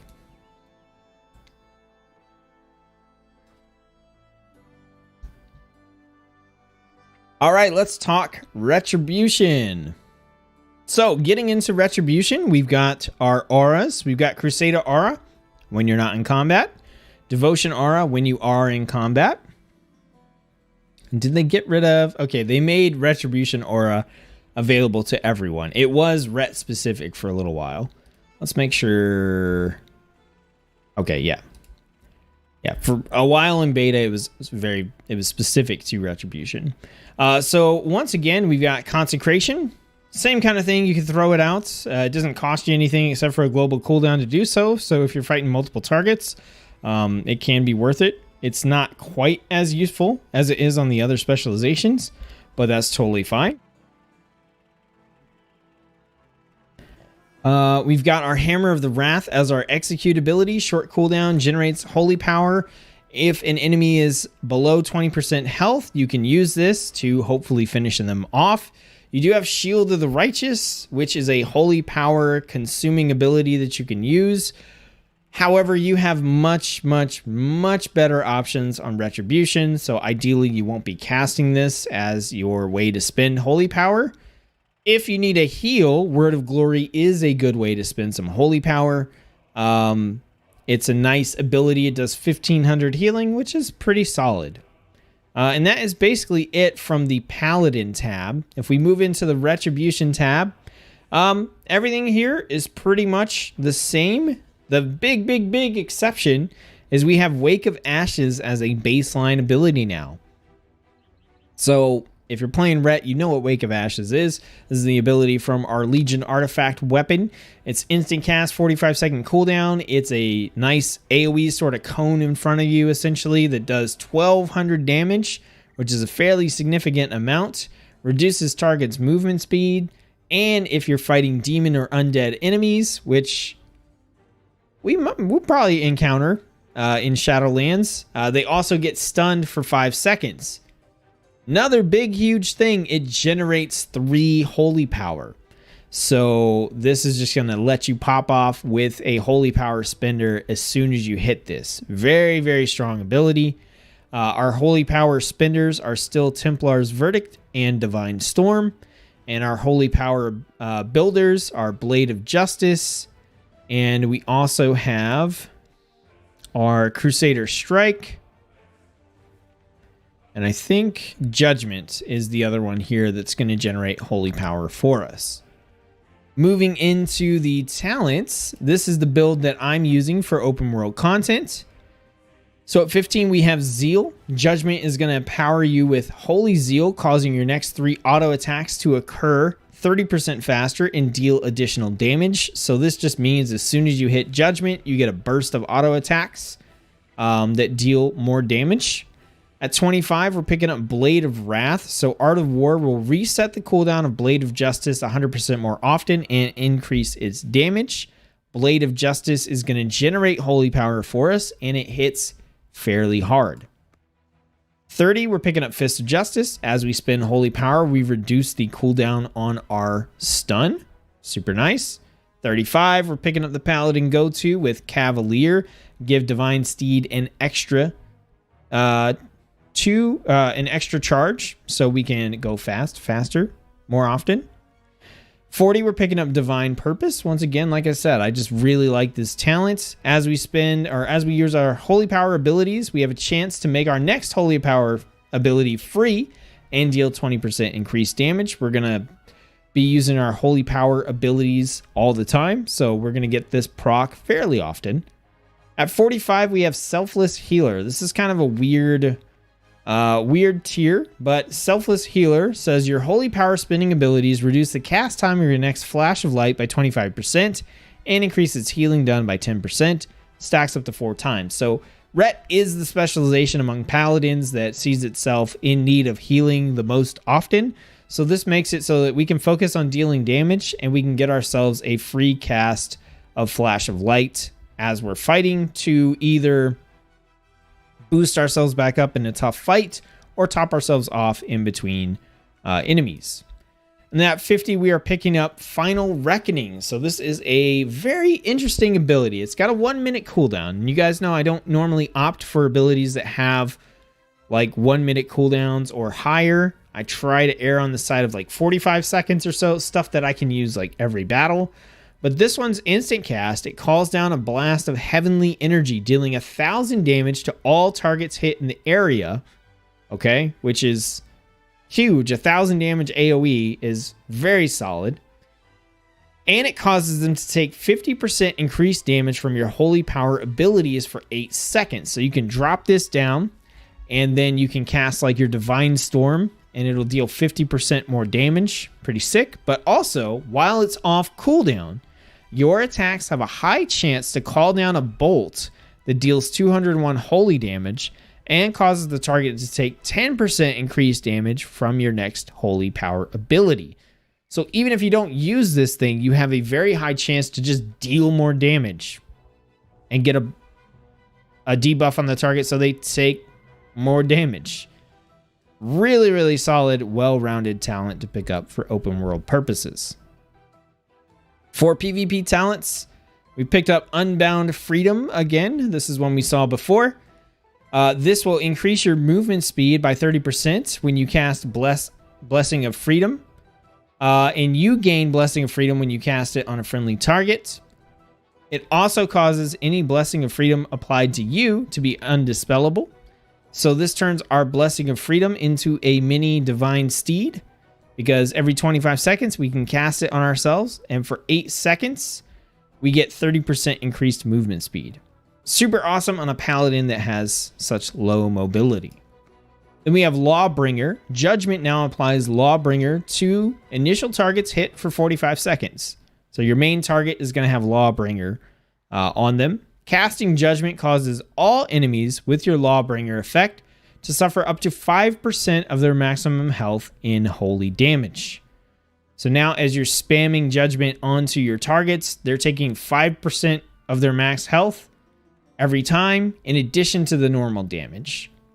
And this is going to come in really handy when you are fighting rare spawns, enemies with higher health, but also if you can spread Judgment around in an AoE situation, then every time you cast it, you're dealing 5% damage to everything that has Lawbringer on it. So if you've got 3 targets, you hit the first one, then when you hit the second one gets Lawbringer, the first one takes the damage from Lawbringer. Then you hit the third one, and it gets Lawbringer, and the first 2 take the damage from Lawbringer, and then the next Judgment you cast hits the target, and they all take damage from Lawbringer. So really nice synergy, a couple different ways. It's got, some flexibility to it. Very nice talent to pick up. And then finally we have Divine Punisher. Casting 2 consecutive judgments on the same enemy will generate 3 holy power. You're going to do this all the time. You're going to do this all the time on any sort of enemy that has a decent amount of health. And this just makes it so that essentially your double judgment works kind of like our Wrath of Ashes in terms of holy power generation. So judgment, instantly cast a holy power spender. As far as our rotation goes, it's pretty much the standard deal. Now we are going to, whenever we can, we're going to cast our Blade of Justice. Then we want to cast our Judgment. So we cast Blade of Justice. That gets us 2 holy power. We cast Judgment. That gets us our 3rd holy power and increases the damage the enemy takes from our next holy power spender. So if we are fighting a single target, once we've cast Blade of Justice and Judgment, we would cast Templar's Verdict. Multi-target, we would cast our Divine Storm. You can drop Consecration down if you think it's going to be worth it against multiple targets.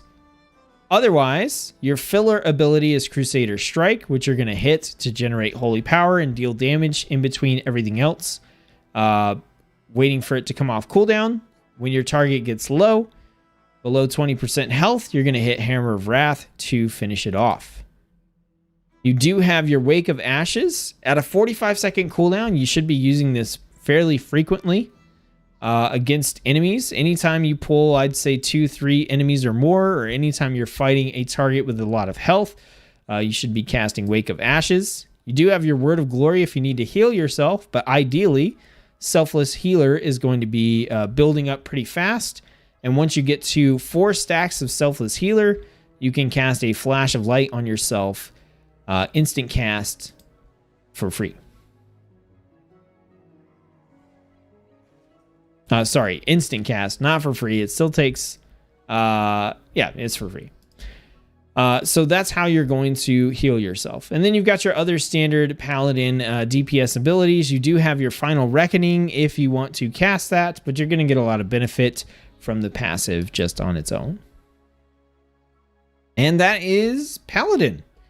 Anybody have any questions about the Paladin specializations in open world content, changes from BFA to Shadowlands, before we get into the last plate class overview, which is going to be the Warrior?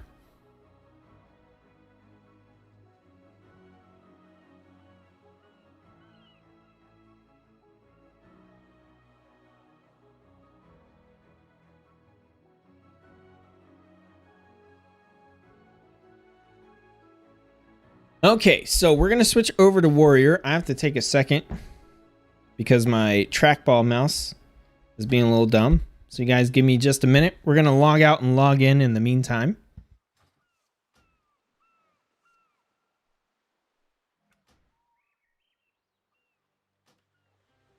I always think it's super weird that like just this random part over by the flight master is like not considered rested.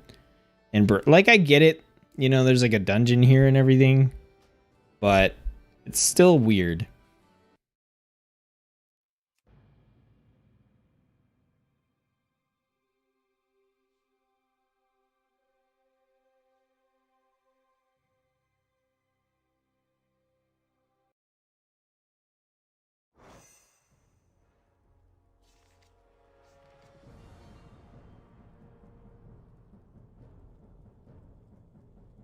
So one thing I don't like about trackball mouses, you get like build up on them and then they stop spinning. You gotta clean them all the time. And this one is being super weird.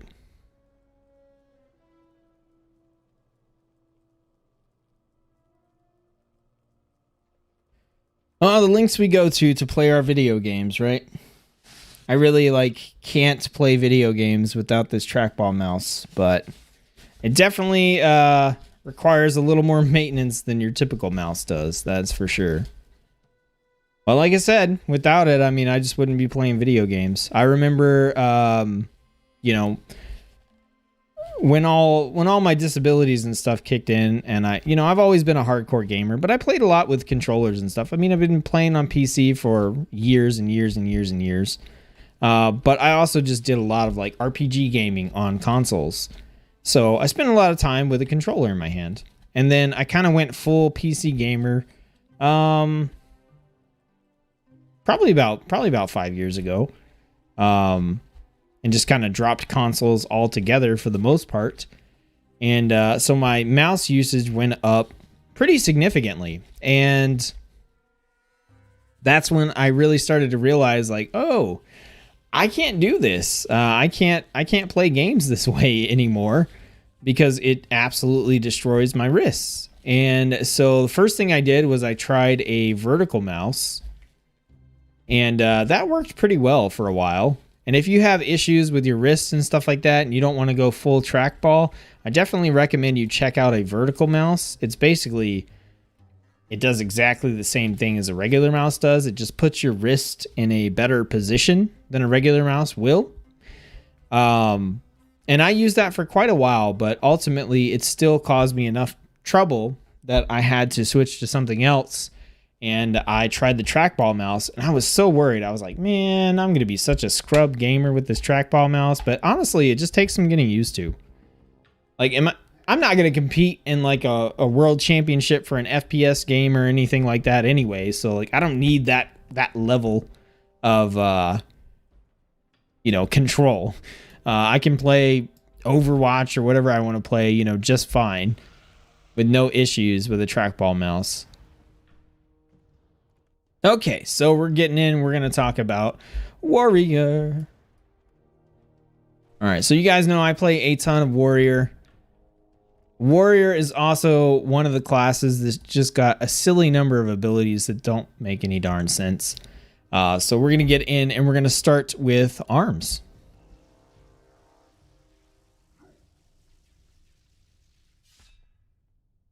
Okay, so getting into the Warrior tab for abilities, we have so much stuff that's been added into, like, all specializations can use it.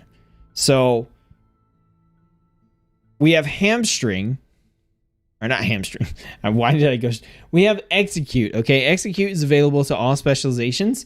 Execute is our execute ability. If the target is below 20% health, we do a ton of damage, like almost 1,400 damage to the target. It's insane. We can spend 20 to 40 rage on it. Deals more damage based on the rage that we spend. Super awesome. Ignore pain is another one that is now available to all specializations. It's weird. You can spend rage on it if you really need a defense thing, but when I'm playing arms and I'm playing fury, the best defense is to kill things faster, right? It's to have a good offense. So I'm not like, let me ignore pain. I'm like, let me smash and kill this thing. So maybe in some situations, you could possibly do something, you know, like pick up defensive stance on arms and use ignore pain and some other stuff. Maybe I guess the way to put it is you can do some niche, weird, interesting stuff with the abilities that have been given back to warriors, but you're probably not going to want to. Okay. So ignore pain is there. Also intervene is available across the board. This lets you run at an ally and intercept all melee and ranged attacks against them for 6 seconds while they remain within 10 yards. It's useful. I mean, I don't see any reason not to mess around with that. Ultimately, like, charge is still your go-to for 99% of what you're doing, but intervene is there. We also have shield block. It's interesting ability for arms. Absolutely useless, basically, because we want to be using a two-handed weapon for, you know, most of our abilities. So chances are it doesn't require a shield. It doesn't say it requires a shield. It will if I take the shield off. If I take the shield off, it should. Yeah, requires a shield. So you're just not going to use it. So that's one of the weird ones that we have is shield block. We also have shield slam, which is another interesting ability for arms to have. Slams the target with your shield. Nope, not happening. So yeah, doesn't make a lot of sense. Ignore pain, intervene, shield block, shield slam. We can't even use most of our abilities if we have a shield. So you can safely ignore these. Moving into the arms tab.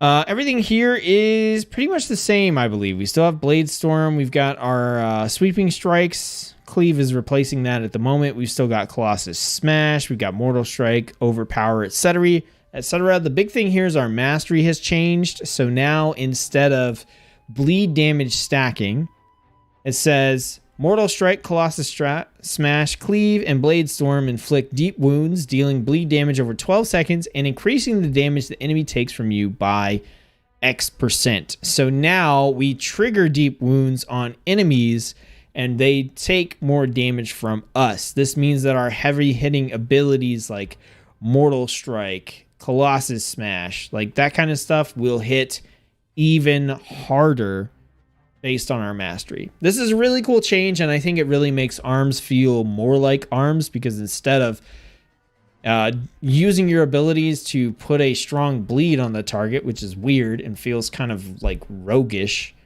you're now like, hey, if your target is bleeding, you're just smashing them even harder. So that's the ability overview. Nothing too crazy there. Most of our other staples are here. A lot of the generic, you know, charge, execute, heroic leap, battle shout, all that stuff, pummel has been moved into, even slam and whirlwind have all been moved into the warrior tab, which means that the actual spec specific tabs are generally pretty slim in terms of abilities.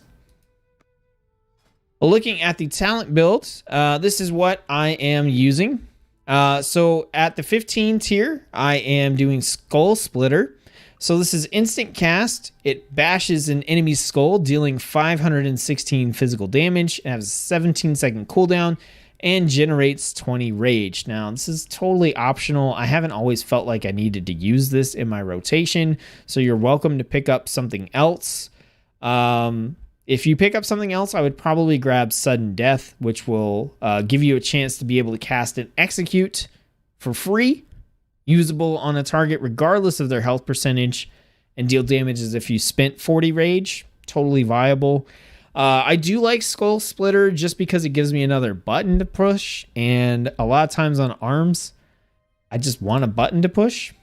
So that's the main reason I've picked up Skull Splitter. It is a solid ability, and it does generate 20 rage for us, which gets us into casting like our Mortal Strike or Cleave really quickly. Or if we're in a position where like Overpower is totally on cooldown, our Mortal Strike's on cooldown or whatever, and we got really nothing to do except for spam Whirlwind, and we kind of are running dry on resources, we can hit Skull Splitter to boost that back up. At 25, we're picking up Impending Victory. Arms is the only warrior specialization that I feel has a hard time maintaining its health with just plain Victory Rush.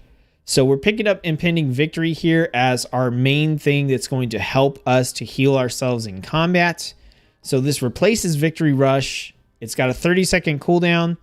You attack the target and heal yourself for 30% of your maximum health. The nice thing here is there's no conditions on when you can use it. You can just use it when you need to use it.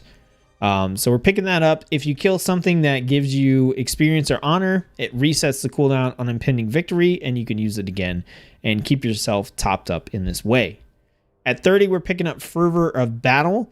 Whirlwind also slams your primary target, so this just combines the two abilities into one, so that we're spending 30 rage to get a Whirlwind and a Slam, which means that just becomes our main spammable ability when we don't have anything else going on and we need to dump rage. At 35, we're picking up Second Wind. So this restores 6% of your health every 1 second when you have not taken damage for 5 seconds. This will top you off in between fights and keep you going. Honestly, like Bounding Stride is an okay pick as well. Defensive Stance, This in general, just for open world questing and everything, is going to be a good go-to as you travel from enemy to enemy, place to place. You don't have to stop and heal yourself with, food or anything like that. If you've got 10% health missing after you used your Impending Victory, this is going to finish it off. At 40, I'm picking up Cleave. This replaces your Sweeping Strikes.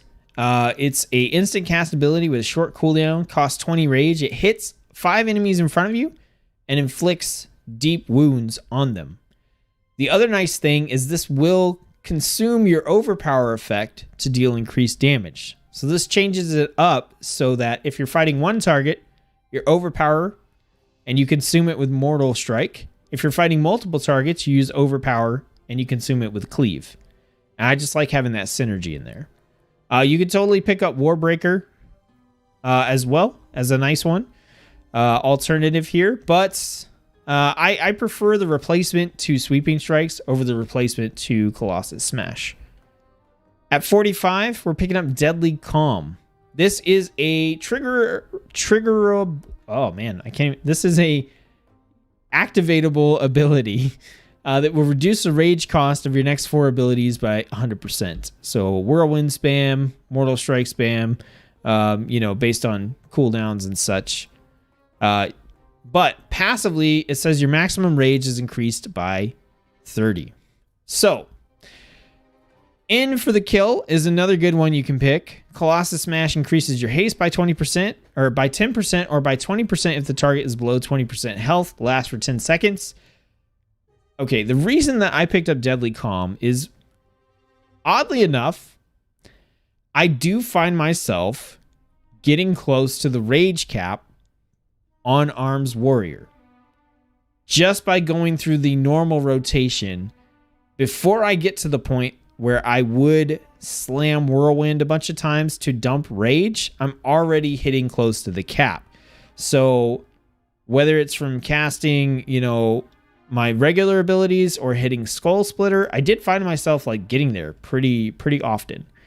If that was not the case, then I would take either one, In for the Kill or Avatar instead. Okay, but the increased rage, I think, here is actually fairly nice. And at 50, we are taking Dreadnought. Overpower has 2 charges and causes a seismic wave, dealing damage to up to 5 enemies in a 10-yard line. So now we can hit multiple targets with Dreadnought. More importantly, we have 2 charges of it now. So this will increase the damage of our next Mortal Strike or Cleave by 20%, stacking up to 2 times.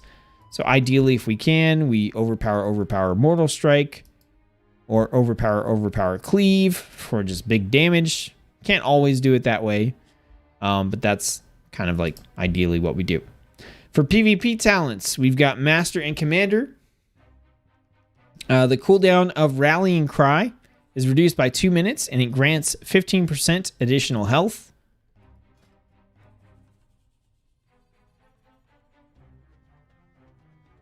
I'm just checking here. I'm pretty sure. Yeah, there are just some weird abilities here. Yeah. I was like, why? So Rallying Cry, cooldown reduction. So it's going to be 1 minute. It's going to give us an additional 15% health. So when we cast this, all party or raid members within 40 yards are going to gain 30% temporary and maximum health for 10 seconds. Just a nice defensive ability that we can use. Our next one is Shadow of the Colossus. Charge will reset the cooldown of your overpower, and rage gain from charge is increased by 15. So we have 2 charges of overpower, so we can get a charge back essentially from charge. But on top of that, we gain increased rage from our charge, which is where Deadly Calm also comes into effect as well, keeping us from rage capping. And then our last one is Storm of Destruction. This reduces the cooldown of Blade Storm by 33%. And Blade Storm also now applies Mortal Wound to all targets you hit. So, in this case, our Blade Storm would go down to a 1 minute cooldown, and it will apply Mortal Wound to all of our targets. So we just get to use Blade Storm more often. As far as rotation goes, we're going to charge in.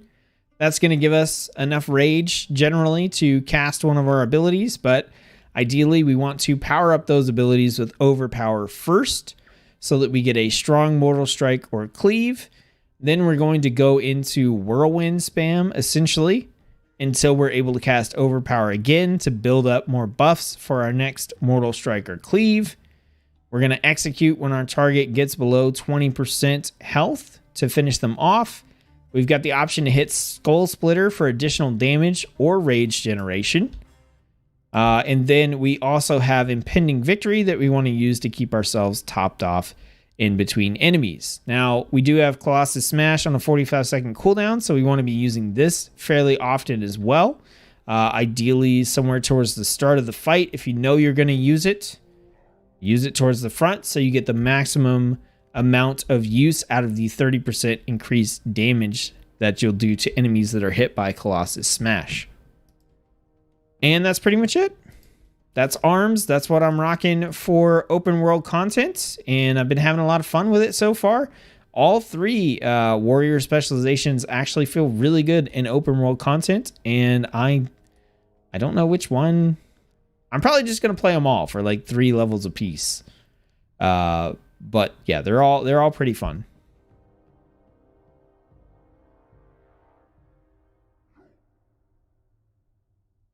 Husam says, hello. Hey, how's it going? MC says, just started leveling my arms warrior again, level 45. Very excited to play a plate class since I'm a caster main. Awesome. Well, like I just said, all of the specializations for warrior are pretty fun. All right, let's move on to Fury. So Fury, you now have the ability to use, to dual wield 2 one-handers or 2 two-handers. So let's get into the spell book here. So over here, now that we have the option, well, we can dual wield 2 one-handers or 2 two-handers, which means we could technically use one of those with a shield. So shield block and shield slam are not totally off the table like they are with arms, but once again, you're just doing some weird niche type stuff, which might be useful in rare situations, but for the most part, you're not gonna want to do that kind of stuff. Whirlwind is a big bread and butter ability for Fury, so that's here in the main tab. Slam, not so much. For the rage that you spend on it, it just doesn't do enough damage. We've got our Execute in here, which we use quite a bit on Fury Warrior as well. Ignore Pain and Intervene, once again, kind of just like some niche stuff that you may use occasionally. So you can safely ignore those, as well as Shield Block and Shield Slam and regular Slam for your leveling process. Getting into the Fury tab, it's pretty much what we've already had. We've got Bloodthirst, we've got Rampage, we've got our Raging Blow. Those are kind of our key abilities. We've got Enrage Regeneration as our defensive cooldown. We've got Recklessness as the offensive cooldown. And we have Piercing Howl for a crowd control. Nothing too crazy. Moving on to talents. This is the build that I am leveling in open world content in Shadowlands for, or with. At 15, we're picking up Fresh Meat. Okay, Fresh Meat makes it so that Bloodthirst will always enrage you the first time you strike a target. And it has a 15% increased chance to trigger Enrage in general. So what this means is when we open combat, we hit Bloodthirst, we get an automatic Enrage, which is going to be important later on in the build. At 25, we're taking Double Time. Now, if you feel yourself struggling with the healing mechanics of Fury and keeping yourself topped off, please go ahead and pick up Impending Victory. It's a fantastic sustain and healing ability. However, with Double Time, we get an increased number of charges on charge. So we have 2 charges on charge. And we have a reduced cooldown. So we get to charge more often. That's also going to come into play here in a minute. On 30, we are picking up Onslaught. So Onslaught is instant cast. It's got a longer cooldown, but you attack an enemy for 669 damage, which is actually a fairly good amount of damage. It's pretty strong. If we look at our main damage dealer is Rampage, right? And Rampage hits for 804. So Onslaught is hitting for 669. That's not that far off. It does require you to be enraged, but it also generates 15 rage. So, with Fresh Meat, we can Bloodthirst for the guaranteed enrage, Onslaught, because we are enraged for a big burst of damage, and between Bloodthirst and Onslaught, we're already at 25 rage, towards the 80 rage we need for Rampage. So this ramps us up really hard. And if we are using our charge ability, we get 20 rage from that. So we're actually 45 rage towards being able to cast our Rampage. At 35, we're picking up Furious Charge. Charge also increases the healing from your next Bloodthirst by 250%. So this is where we're working in healing for our Fury Warrior, which is why we're picking up Double Time at 25 instead of Impending Victory. So now we have those charges on charge. Whenever we charge, we get 250% increased heal from our Bloodthirst, which is healing 3% of our health. So I believe this heals us for like 10%. I don't know. Percentage math always screws with me. But we get increased healing from that. So now we charge. We hit Bloodthirst. We get a bigger heal. We get a guaranteed enrage. We hit Onslaught. We're 45 rage towards Rampage. So we're like on our way, right? This is a really good, really solid opener. It does everything we want it to do. It hits hard. It gives us enrage. It heals us. It's great. At 40, we're picking up Seethe. Bloodthirst generates 2 more rage, or 4 more rage when it critically strikes your primary target. So once again, more rage generation there. At 45, we're picking up Dragon Roar. This gives us an AoE that hits for 865. That is more damage than our Rampage does. And if it critically strikes, it hits for 3 times the normal damage. It has a 30-second cooldown, so super short. We can use this basically every fight. It also would generate 10 rage. So now if we charge in, we Bloodthirst, we Onslaught, we Dragon Roar, we're 55 of the 80 rage we need for Rampage, like in a matter of seconds. Alternatively, a nice pickup on 45 is Meat Cleaver. This makes it so that your Whirlwind deals more damage and affects your next 4 single target abilities instead of 2. So if you have trouble with weaving Whirlwind in between attacks to have it hit multiple targets, Meat Cleaver gives you a little bit of leeway with that, where you can whirlwind one time, get 4 attacks, whirlwind again, get 4 attacks. It's totally a solid pickup as well. On 50, we are picking up Siege Breaker. So this is another ability with a 30-second cooldown that we could use pretty often. You break the enemy's defenses, dealing physical damage and increasing your damage done to the target by 15% for 10 seconds. And this generates 10 rage. So we charge in, we Siege Breaker, we Bloodthirst, we Onslaught. Okay, you see where this is going? We Dragon Roar, and now we're up to 65. And we're smashing our target really hard. We are using our 30-second cooldowns, right? So we can't use it on every single enemy, but it's really nice. 10 seconds is basically enough to kill whatever on a Fury Warrior. You just pump out that much damage. So this is a nice ability. If you don't want another ability to pick up, then either one of these is solid. Anger Management makes it so you can cast Recklessness more often. Reckless Abandon makes it so that your Recklessness is powered up pretty significantly. So either one of those are solid pickups depending on what you want to do. For PvP talents, we have Battle Trance. You go into a trance, causing you to regenerate 3% of your health and generate 5 rage every 3 seconds for 18 seconds after using Raging Blow twice in a row on a target. You're going to do that all the time, okay? So like all that opening stuff we talked about, like boom, boom, boom, boom, boom. The thing you do after that to get the rest of your rage, to get to Rampage, is Raging Blow, Raging Blow. So this makes it so you regenerate 3% of your health and generate 5 rage every 3 seconds for 18 seconds on every enemy pretty much. When you switch to a new target, it cancels the effect, but that's fine because you're going to Raging Blow 2 times on that target as well. Next, we have Enduring Rage. This increases the duration of your Enrage effect by 1 second. Awesome. So we get more benefits from Enrage that way. We also get a little bit more leeway on being able to cast Onslaught in there. And your Raging Blows will extend the duration of your Enrage by 1.5 seconds. So anytime you cast Raging Blow, you're getting that little bonus. And then we have Death Wish. This increases your damage taken and done by 5% for 15 seconds at the cost of 5% of your health. Stacks up to 10 times. Okay, so we got a 5-second cooldown here.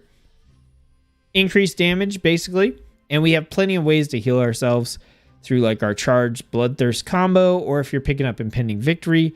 So this is just a way you can boost your damage at the cost of your health, which you may want to do going into like a stronger enemy to get a big burst window where you can just dump a lot of these cooldowns we talked about into the target with increased damage, and then work on healing yourself up with your Bloodthirst from there on. As far as your rotation goes, we really have kind of talked about it. Charge in. Once you've charged in, you're going to hit your Siege Breaker. That's going to give you your increased damage done. You're going to Bloodthirst. You're probably taking a hit or two, so you'll get the healing from Bloodthirst. Or if you're chaining mobs together, you probably took a decent amount of damage on the last mob, and this is going to heal you up back to full. So you're going to Bloodthirst. You're going to hit your Onslaught. Then you're going to hit Raging Blow, Raging Blow. And then by that time, you should be rampaging with all your nice benefits. If you need to fill, you can use Whirlwind. If you're fighting multiple targets, then you want to fit Whirlwind in there before you use Siege Breaker. And then when your target gets low, you're going to hit Execute to finish them off. Along the way, you're going to want to hit your Victory Rush in there and use your Dragon Rush whenever it's smart, or Dragon Roar whenever it's smart to do so against multiple targets. Honestly, this is all really, really overkill for open world content. And generally speaking, you can skip Siege Breaker and Dragon Roar with like no problems. So Charge, Bloodthirst, Onslaught, Raging Blow, Rampage. The thing's probably dead. Probably close to being executed. So Fury Warrior does a nice bit of damage. All right. And we're going to move on to the final specialization for the plate classes here, which is going to be Protection Warrior. Actually has really solid open world build that I enjoy quite a bit.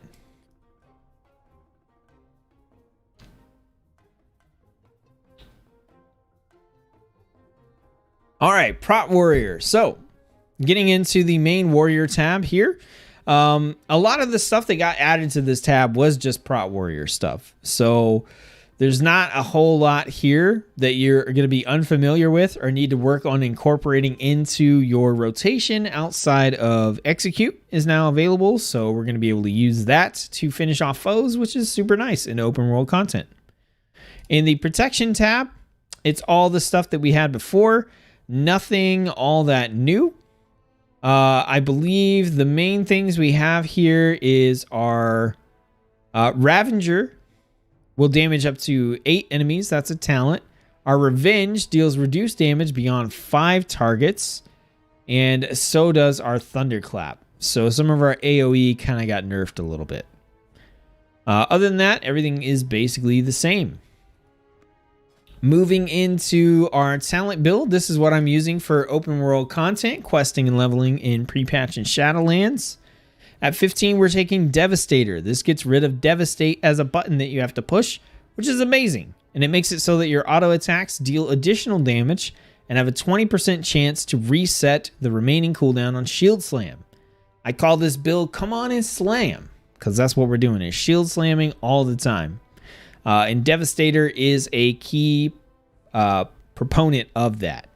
At 25, we're picking up double time to increase the maximum number of charges on charge by 1. So we get to do that more often.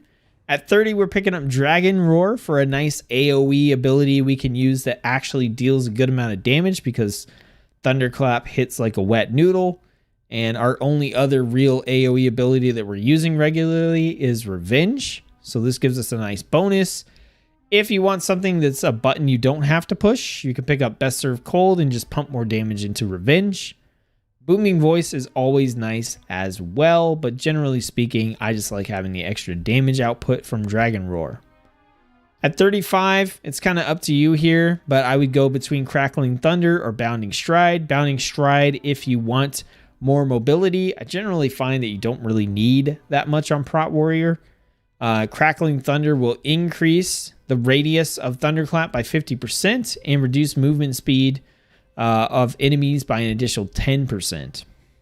It's fine. Neither one of these are overly exciting, but Crackling Thunder does mean you hit more stuff. At 40, we're going to pick up Impending Victory. This is going to replace our Victory Rush and make it super easy to keep ourselves topped up to like 100% health all the time. At 45, we're picking up Ravager to give ourselves another big chunky AoE ability that we can drop on targets. So now we can Dragon Roar, we can Ravager, we can Thunderclap, we can Revenge, and all of a sudden pulling a ton of stuff on Prot every 45 seconds makes a whole lot of sense because we have so much AoE that we can drop on everything. At 50, we're picking up Heavy Repercussions. Mainly for the first part, Shield Slam generates 3 more Rage. It also extends the duration of Shield Block, but that's fine. We're going to be casting Shield Slam a lot. And we want the Rage generation from Shield Slam so that we can cast Revenge a lot. So this synergy works out really well. For PvP talents, we've got Disarm. It's a 45-second cooldown ability that just takes away the enemy's weapons and shield. Disarmed creatures deal significantly reduced damage, so this just helps you to get out there and prevent some of that damage. It's a tank spec. There's a lot of stuff like that in the talents. Our options are limited.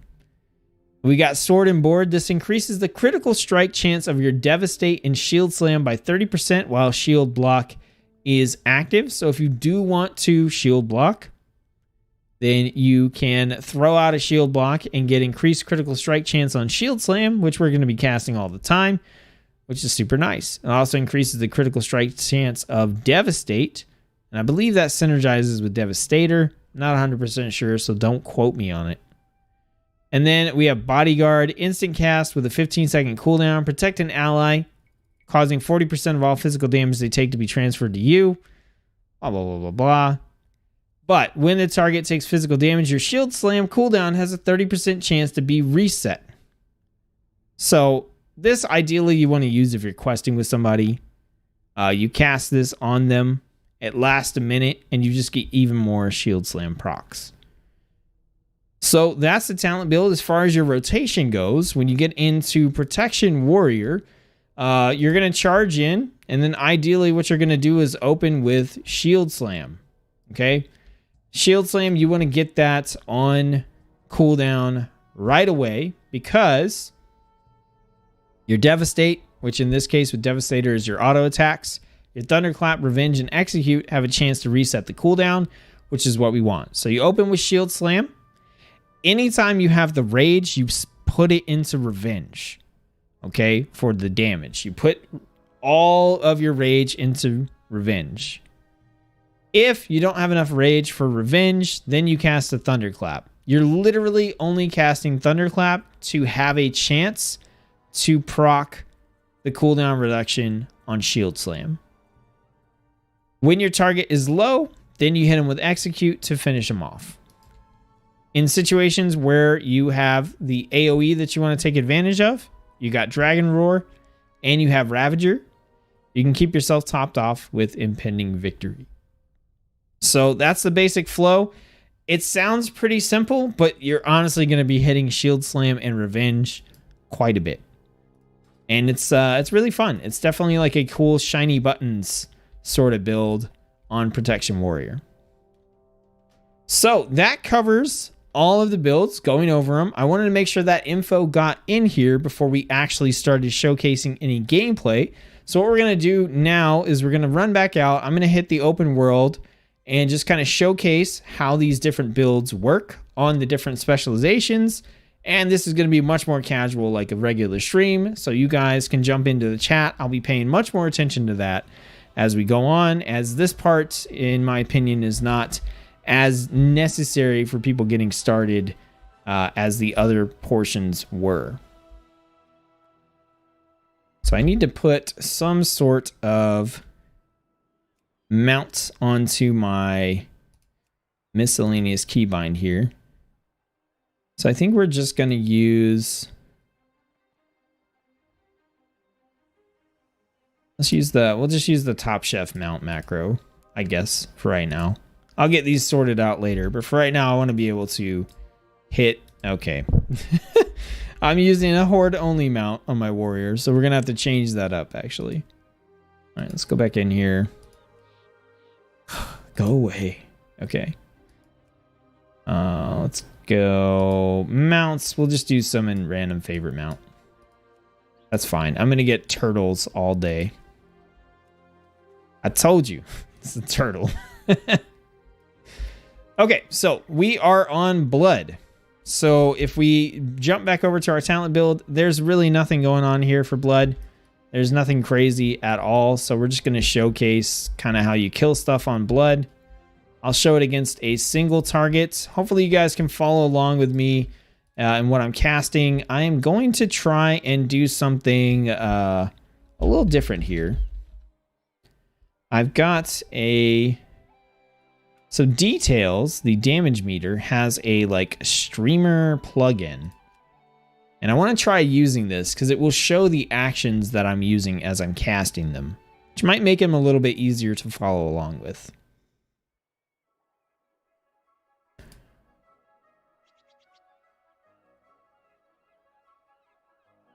Okay, so let's go to our options. And then we want to go to plugins. And then pretty sure it was in here. Oh, broadcaster tools, I think. Action tracker.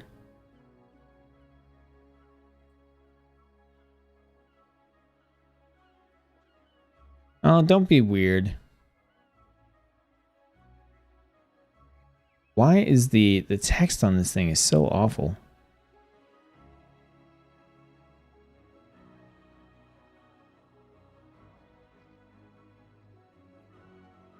All right, let's just see if we have it up.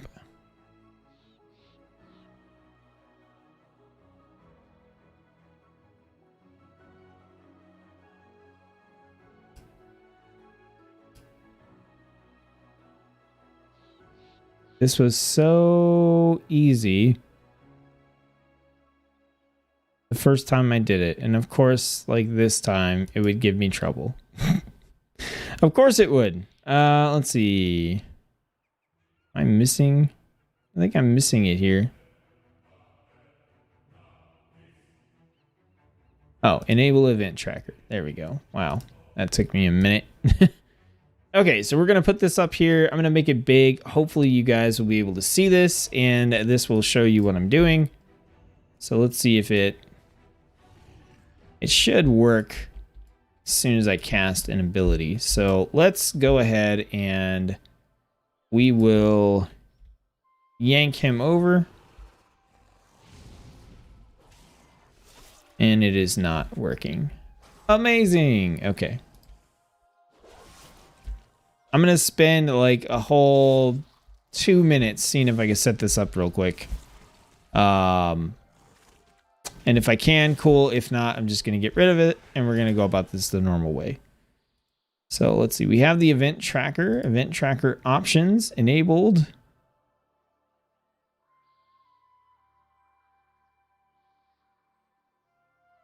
Yeah, I don't know. We'll just disable it. I'll figure it out some other time, you guys. Okay, so as blood, right? So we can go up. We can pull with Death Grip. We want to get our blood boil going on our target. We want to spin our runes, which we can either do via Marrow Rend or Heart Strike. If I'm a single target, I just go straight into Heart Strike because I don't really care. When we get our cast of Death and Decay, we want to put that out, right? Because we have our talent over here. When we get our Death and Decay, we gain some runic power. So anytime we can cast that, we want to. So let's grab another enemy here. Okay, so we get Blood Boil going. We go straight into Heart Strike. If we do get a proc for our Death and Decay, we put that out. If we have runic power to spend, we spend it on Death Strike.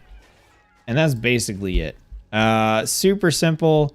Honestly, a little boring. Not necessarily super exciting.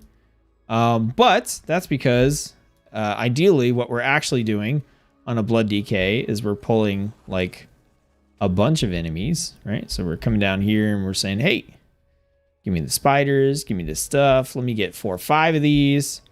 Let's pull them all together. Now, let's get our Blood Boil going. We want Death and Decay down, whether we have a proc or not.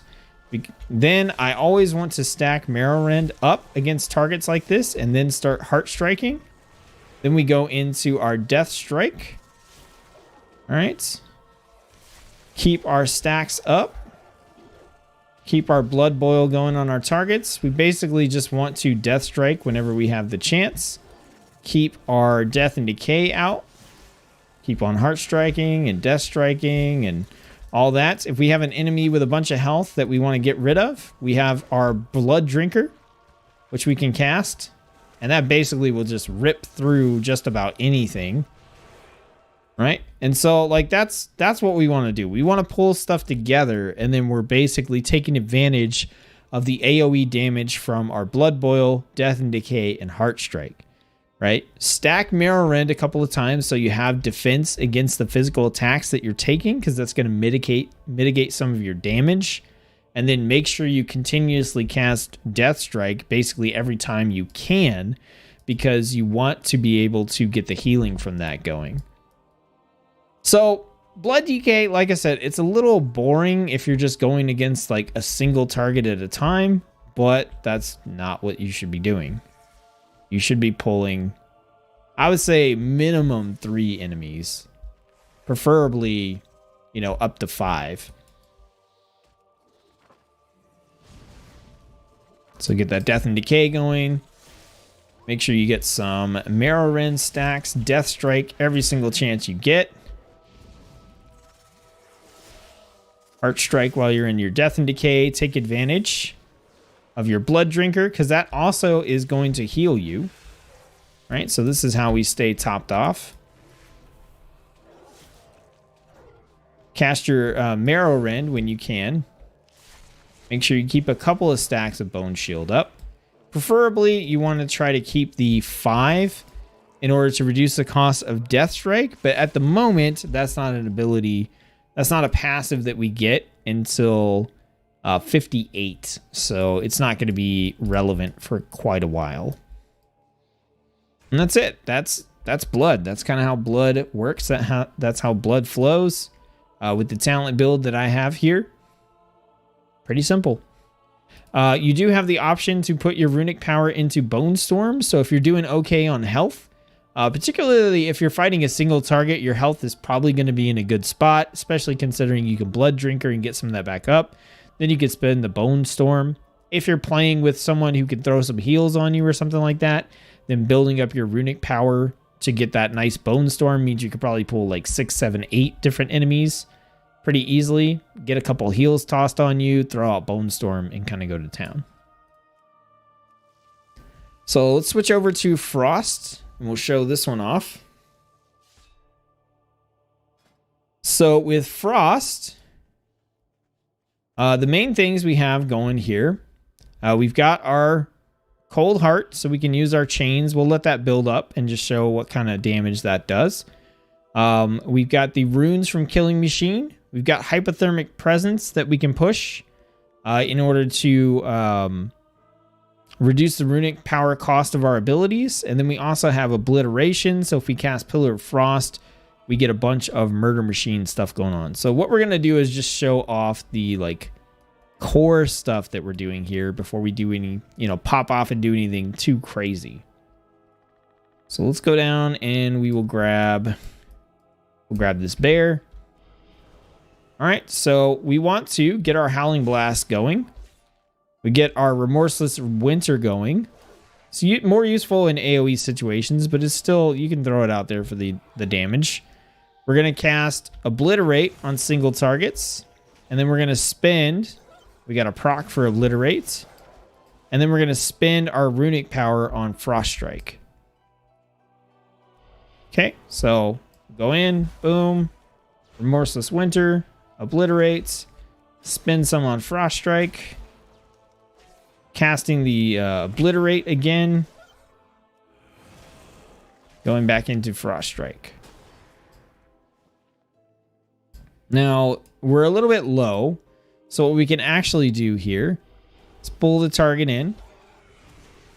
All right, get our Howling Blast, Remorseless Winter, get our Obliterate. We're building up runic power, so now we can Death Strike and actually get ourselves some health back. And that's how you keep yourself topped up on Frost in between fights, is you just opt to spend some of your runic power on Death Strike instead of on Frost Strike.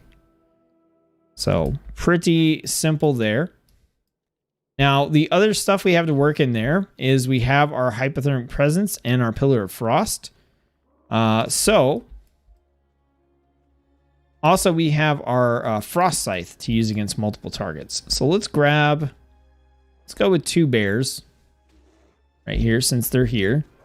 Okay, so we're going to open with our Howling Blast. We're going to go Remorseless Winter. We have Frost Scythe to generate stuff with. Okay, and then we can spend on Frost Strike, but ideally in like multiple target situations, you're spending that on Death Strike instead to keep yourself healed. Make sure we constantly have our buffs up. Cast with a Death Strike there and finish them off. So Frost Strike is definitely, it's nice to use depending on like your gear score, who you're playing with, whether you're fighting one target or multiple. But generally speaking, if you're going to do a bigger pull, I would funnel your runic power into Death Strike. So now let's take a look at our Pillar of Frost. So when we have Pillar of Frost up, we have a guarantee to get the Killing Machine proc when we cast Howling Blast or Frost Strike. So we go Howling Blast. We get our Remorseless Winter going. Let's go into our Frost Scythe there. Let's cast Pillar of Frost to give ourselves a boost. Okay, so now we cast Howling Blast. We get our guaranteed Frost Strike there. Building up runic power, death strike. Good to go. So the other thing here is if we cast Hypothermic Presence, we get the reduced runic power cost on our abilities. So a nice thing that we can do here actually is we could use this to cast our death strikes a bunch of times. So we're at a fairly low amount of health right now. So ideally we could use this and we could start casting our death strike a bunch of times to get some of our health up. We got our Icebound Fortitude.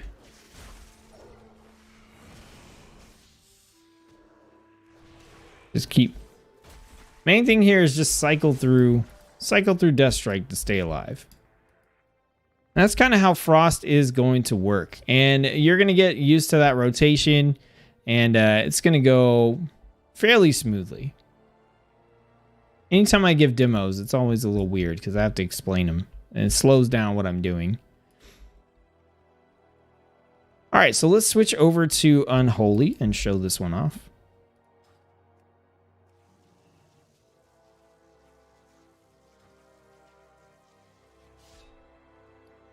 Make sure we get ourselves back to full health if we can. Use some peanut chicken.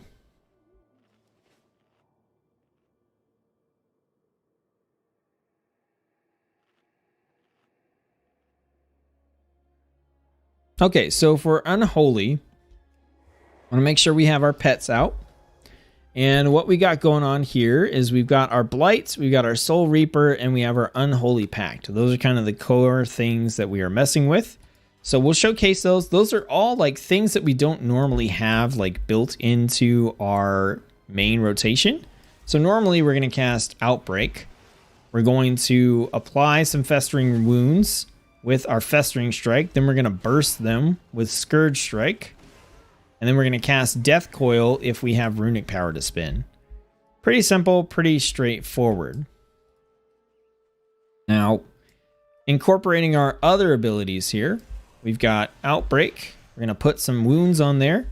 We're going to cast our Soul Reaper at that period that I was talking about before, where our target is likely to be under 35% health and killable by the time the 5 seconds is up on our Soul Reaper ability. Now, I do have this set up on a weak aura currently. So you're going to see once the target is under the conditions that I've set, it's going to tell me to cast Soul Reaper. So right there, cast it. We got Death Strike. And then Soul Reaper will generally just finish them off. The owls are a little weaker than some of the other enemies. In a multi-target situation, it's going to be just about the same, except you may want to put down your Death and Decay in order to get some AoE with your Scourge Strike. But let's check out how our Dark Transformation in combination with Unholy Pact is going to work out. So let's grab a couple of enemies here. Okay, so let's grab these. Let's put our Death and Decay down. Let's get our Outbreak going. So now our Scourge Strike is going to hit multiple targets. Let's pop Dark Transformation. We've got the Chain. I'm not even going to do anything else. Just check out how much damage the Chain does. It's a little bit ridiculous. I haven't cast a single other ability, and we've killed off all those enemies. Now, obviously, if I'd cast some abilities, I would have taken less damage and killed them faster, but I really just wanted to showcase like how strong that Chain is. So pretty much the same thing here on Unholy. If you want to keep yourself healed, if you need healing, then ideally what you're going to do is instead of putting the runic power dump into Death Coil, you're just going to hit with a Death Strike and use it that way. But anytime you can use Death Coil, you want to use it to reduce the cooldown on your Dark Transformation so you can do that crazy Fire Chain stuff all over again. Our other ability we have is our Unholy Blight, so we can use this. It's going to stack up on our enemy, and our minions are going to deal increased damage. This is really, really good to use in combination with something like our Apocalypse, Army of the Dead, our Dark Transformation, like anything that pumps our minions or puts out more minions. This Unholy Blight is really good to use prior to casting those abilities because all your minions are going to deal 12% increased damage to any targets that have the full 4 stacks of Unholy Blight.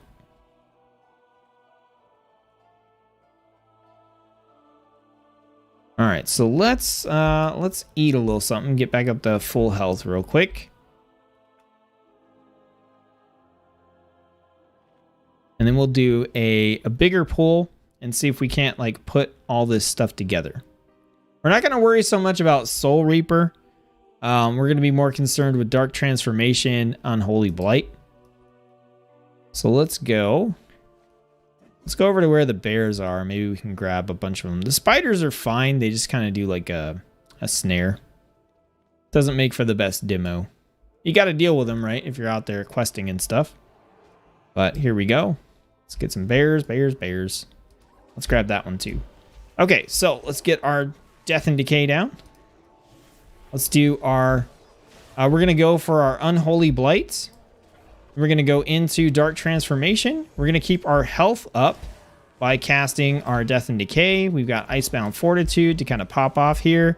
And like cleared. Like it literally at that point, it was just about keeping myself alive as the Fire Chain, as the Unholy Blights and the Virulent Plague just kind of like did what they needed to do.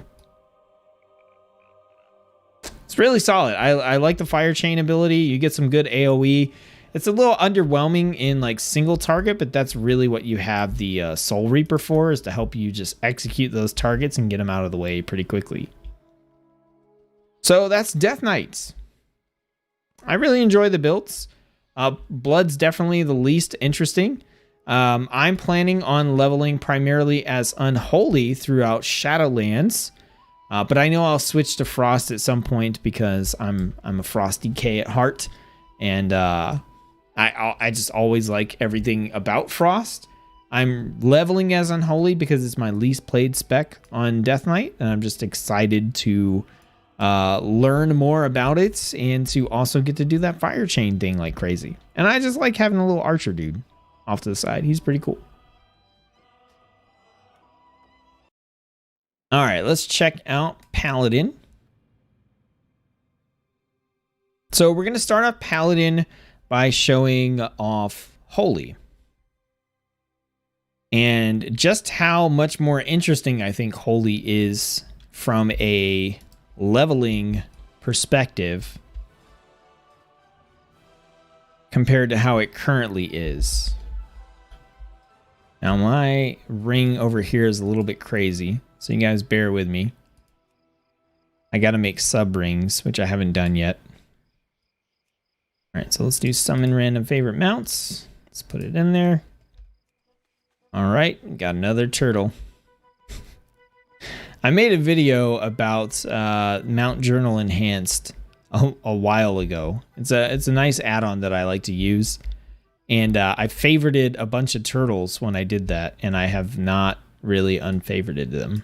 So, okay, so going over to Holy, main thing here is we just have a lot of abilities, right, from our other specializations that kind of flesh out our rotation as a Holy Paladin. So we've picked up a couple things here, but the main thing is that we are trying to cast our Holy Shock on the target as kind of like our opener. Then we are going to cast our Judgment, and we're going to go into Crusader Strike. We're going to hit with Shield of the Righteous. We're going to go back to Crusader Strike. That's basically going to get us into Holy Shock again. We're going to repeat that process until the target is low enough to cast Hammer of Wrath. That's really about it.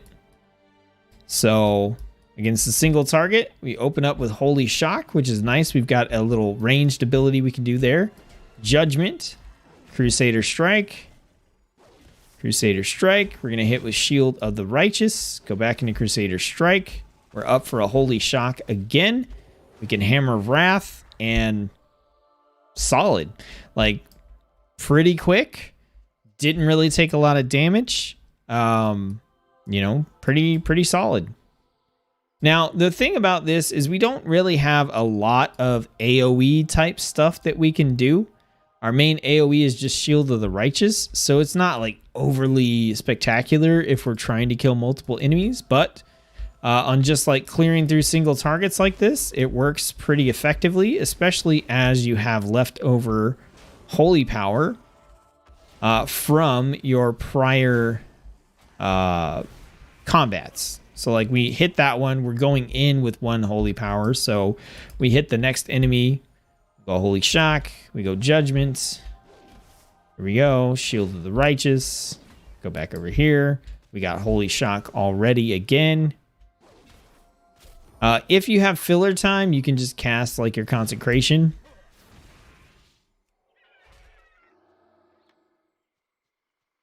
So you can, like I said, you can pull multiple targets on Holy, but it's not like pulling them on a tank or a DPS, because really the majority of the damage you're going to do is from your Shield of the Righteous. So in this case, what I would do is I would cast Holy Shock on the bear. I'd drop Consecration. I'd switch gears over to the Sauralisk, and I would try to build up enough to cast Holy Shock on him. So now I have the Glimmer of Light stuff going. And when I cast Holy Shock again, we're good. But you see what I mean here? Like, we're just bouncing back and forth between targets, and it's not like overly impressive. We're not doing anything too crazy in terms of AoE. It's just those Shield of the Righteous hits. But, you know, at the end of the day, it doesn't really matter. You get done, and you just top yourself off with a heal, and you move on to the next group. So let's see if we can pull, you know, another like 4 bears or 5 bears or something stupid on Holy, and just see how it goes. If I die, y'all don't laugh at me too much. All right, so let's go Consecration. Let's pick a target. Let's do a Holy Light. Let's just go into it here. We are dropping health like super fast, but that's okay. Let's cast a Holy Light on ourselves. We can also spend our holy power, if we need to, on casting a Word of Glory on ourselves, and that will boost us up quite a bit. Let's get that Consecration going.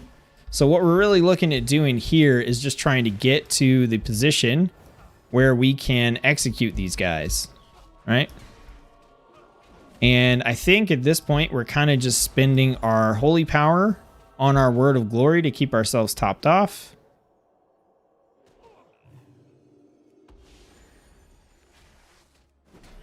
Okay, get some Crusader Strikes in there. So, I mean, this is doable. It's not the quickest thing in the world. And I also can't say that I'm, like, fully acclimated to this rotation either and playing it like a pro. But, I mean, that's super doable. You just switch gears and you cast Word of Glory to keep yourself topped off instead. I mean, it's a 5 bear pull. It wasn't super fast, but it gets the job done. Like, just feels way better than BFA, like Holy Paladin did in open world content. Protection is going to be much the same, where you're essentially going to spend your holy power on like Word of Glory to keep yourself topped off. But because we have that nice synergy where Word of Glory is going to heal us more based on the health we're missing, we have a little more leeway to take more damage. But on the Protection Paladin, we're not doing anything too crazy with our talent build here. We got Blessed Hammer for some AoE, right? We got 2 charges of Judgment. And then we have our Sanctified Wrath combo that we can do if we want to. But that's more of like a big bursty sort of damage dealing combo that we have. So on an average target, we're just going to Avenger's Shield. We're going to go Judgment. We got Avenger's Shield procs again. We go Judgment again. Get our hammer out there. We've got Holy Power. We cast it on Shield of the Righteous. Every time we have it, we're good. Target's dead.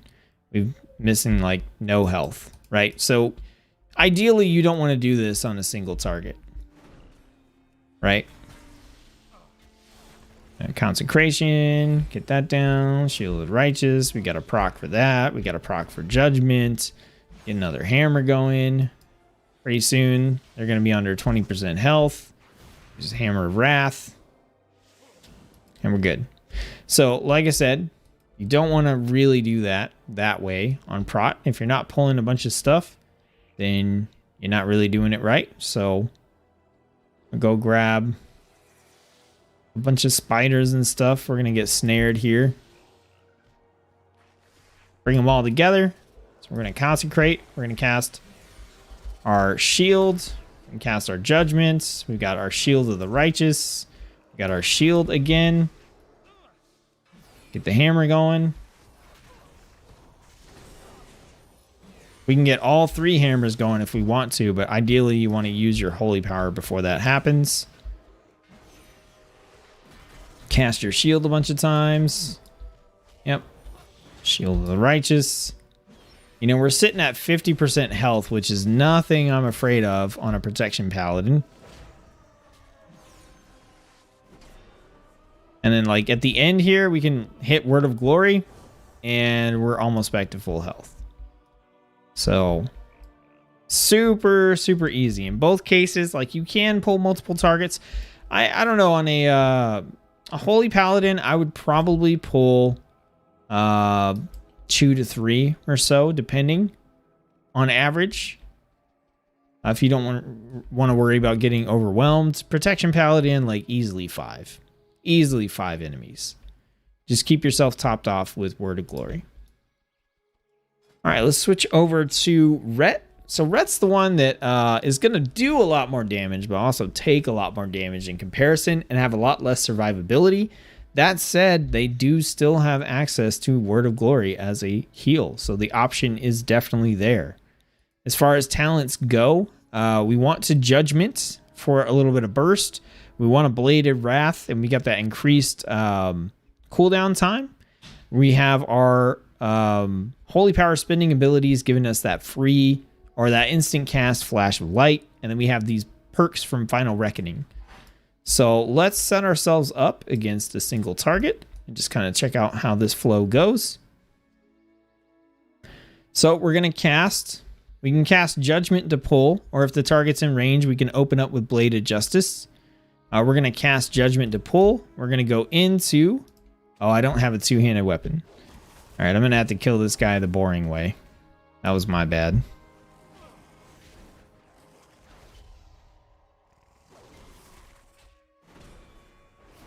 Do I have a two-handed weapon? That's a good question. I haven't played Ret in a bit. I have the Ashbringer. That'll work. Oh, my inventory is full. Okay, we got to get rid of something. Let's get rid of...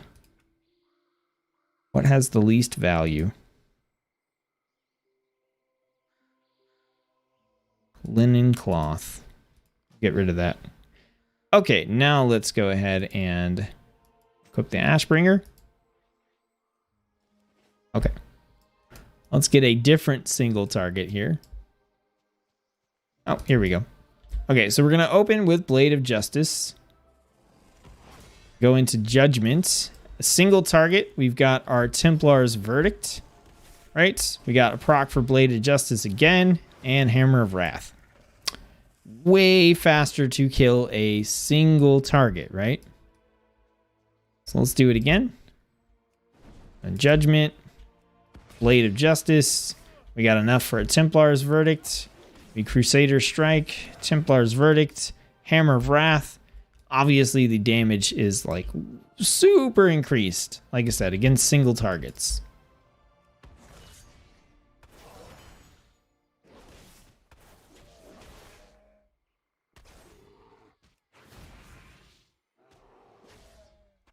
So let's pull several targets.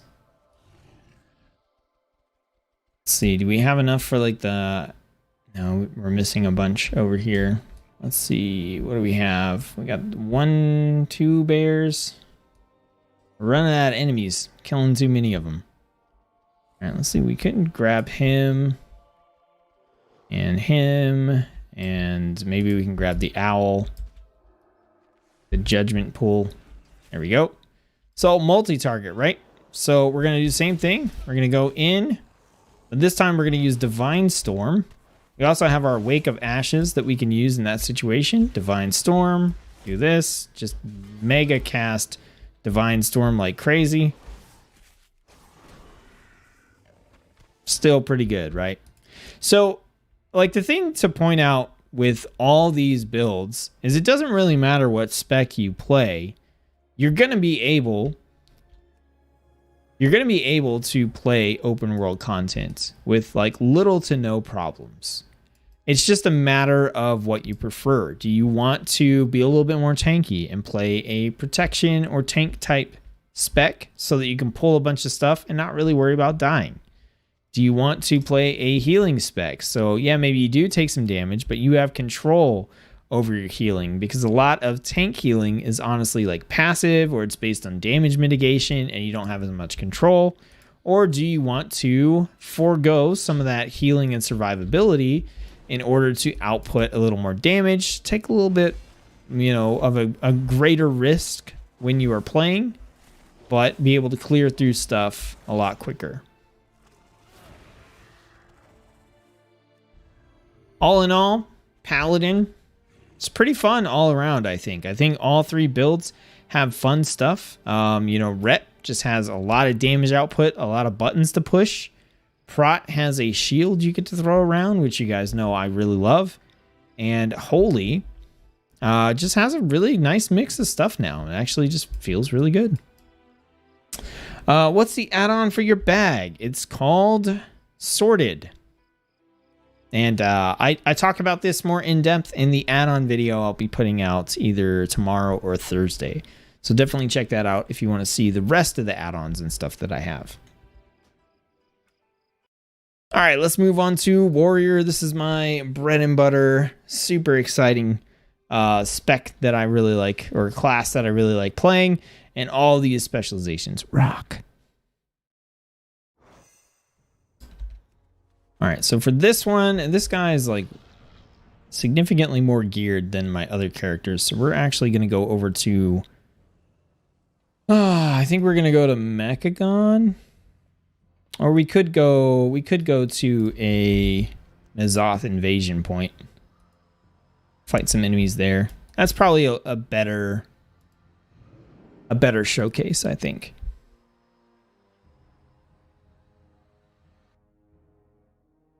So I should have teleported to Oldham.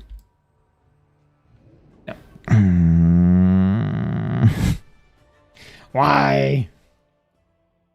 I was running on empty when I started this stream, and man, this coke's keeping me going a little bit.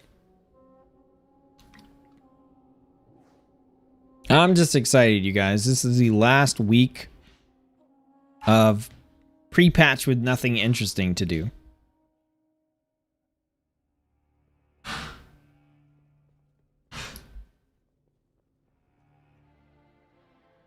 All right. So we're going to go back to Oregon. We're going to take the Oldham portal.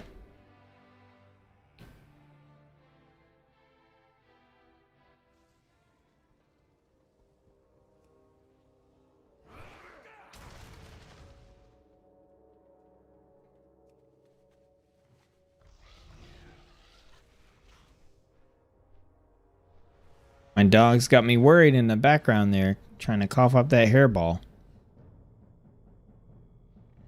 Last week until my grade takes a hit. I hear that. I'm not going all in. Even when the expansion comes out, I'm not going all in. I've got, I think the week after the expansion, I've got some days off that I'm going to take and do a lot of streaming and leveling and stuff.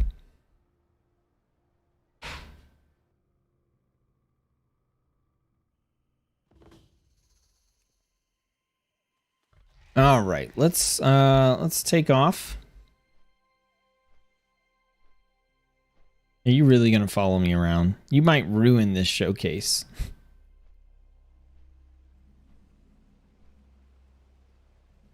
Seriously, can I get her to go away? I don't think I can. Oh well.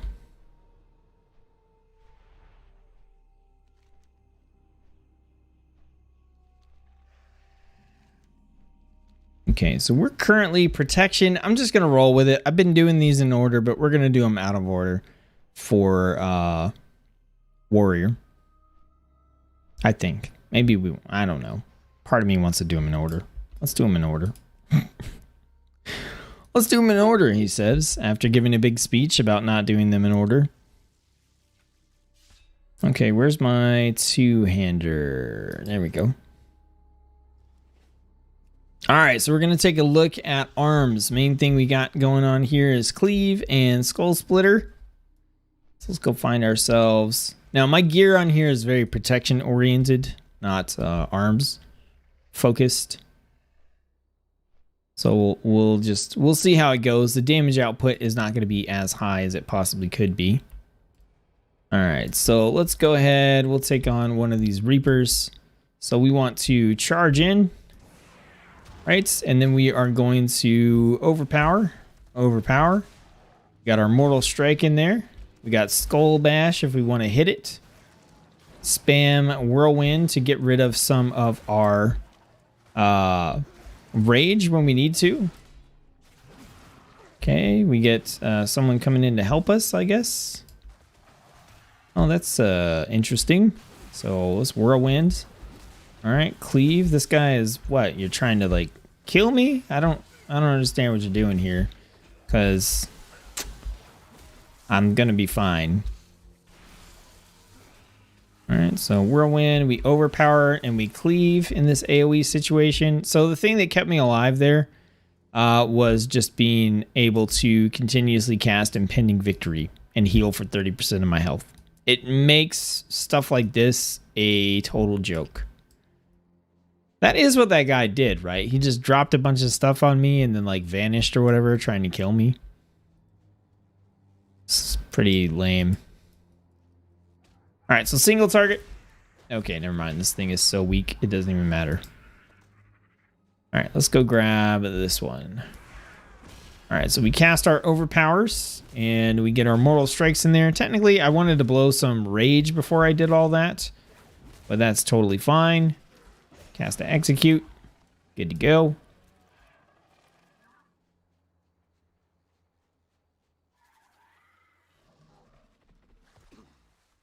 All right, let's go over to the Void Caster this time.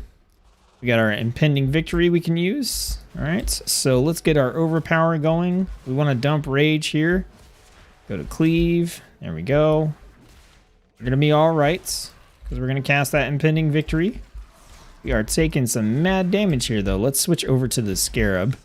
I think we're going to be able to kill that faster. Okay, we got Impending Victory again. Let's go ahead and Colossus Smash. And also Blade Storm. There we go. Blade Storm into and executes. We want to. So this is one of the reasons I said, like, arms, Impending Victory is the way to go, right? In all these situations, the thing that's keeping me alive is Impending Victory, and also the ability to realize that I need to focus on targets that I can kill in order to trigger Impending Victory. Also, like I said, my gear is not tuned to arms, so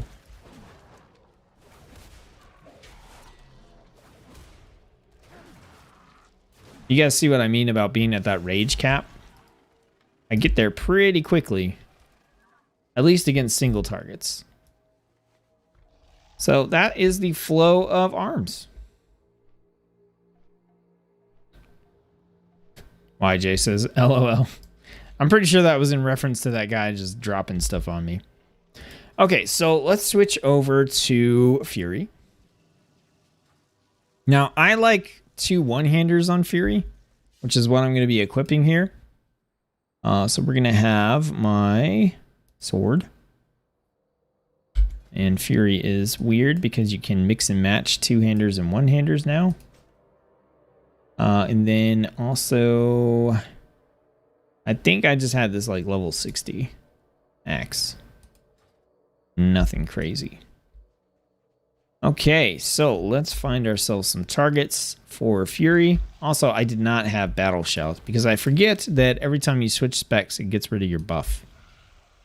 So another annoying thing about showcasing stuff. All right, let's find, is it all the same stuff? Looks like it.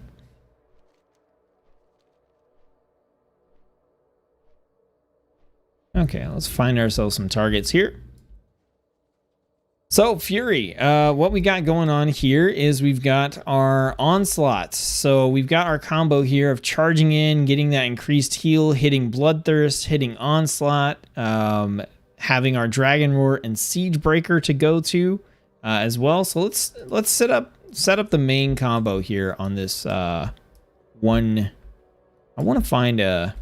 Yeah, we'll just do it on this guy. So what we're going to do is we're going to charge... We're going to hit our Siege Breaker to do the increased damage. We're going to Bloodthirst. Then we're going to Onslaught. Then we're going to Raging Blow. And then Rampage. All right, so we charge in. Okay, we hit our Siege Breaker, Bloodthirst, Onslaught. We're ready for a Rampage. All right, we can Whirlwind here. Raging Blow, Raging Blow. Let's get that. We want to weave our whirlwinds in now. Okay. Bloodthirst for healing. We want to switch gears. We are going to get killed. Okay. That was a little... I was trying... was not prepared to get nuked by a ton of little bugs there.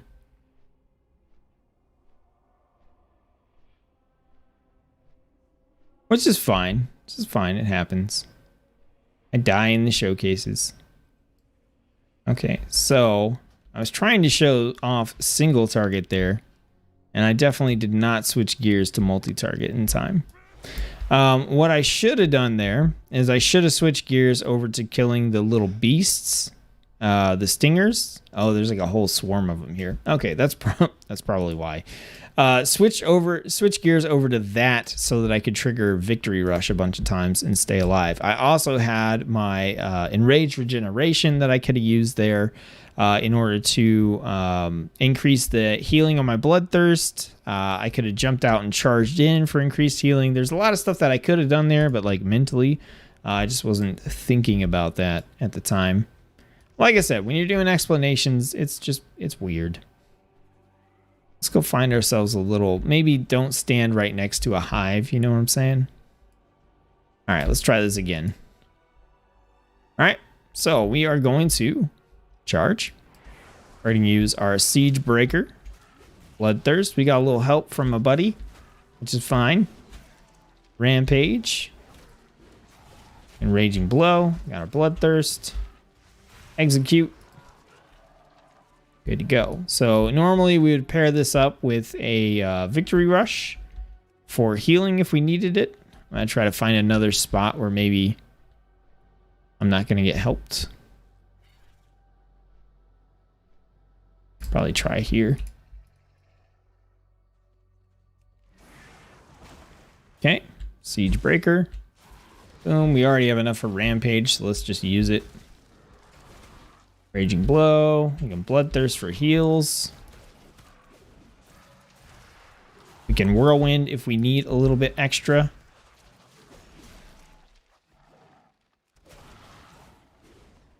Okay, so in this situation, we're taking our damage, but we have Victory Rush up, and that is what we want to use. We get a bunch of healing from that charge. So this also kind of depends on whether you want the reactive healing of Impending Victory, or if you want that burst healing from charge with the Bloodthirst combo.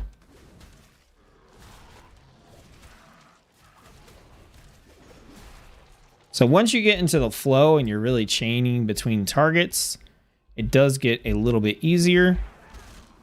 So we still have Victory Rush up for just a minute. So we're going to want to make sure that we top ourselves off with that. Get our Siege Breaker in there. We do have Dragon Roar, which we can do. Okay, so once again, we have that. We've got our... we charge back in because we get that increased healing from our Bloodthirst. Okay, go into our Rampage again. Execute. Now that is the one thing about this build that I will say is, like, to get this heal now, we need to like charge and Bloodthirst, so you are incentivized to chain between enemies a lot in this build, whereas if you have Impending Victory, you can top yourself off right before something dies and then just kind of do whatever you want.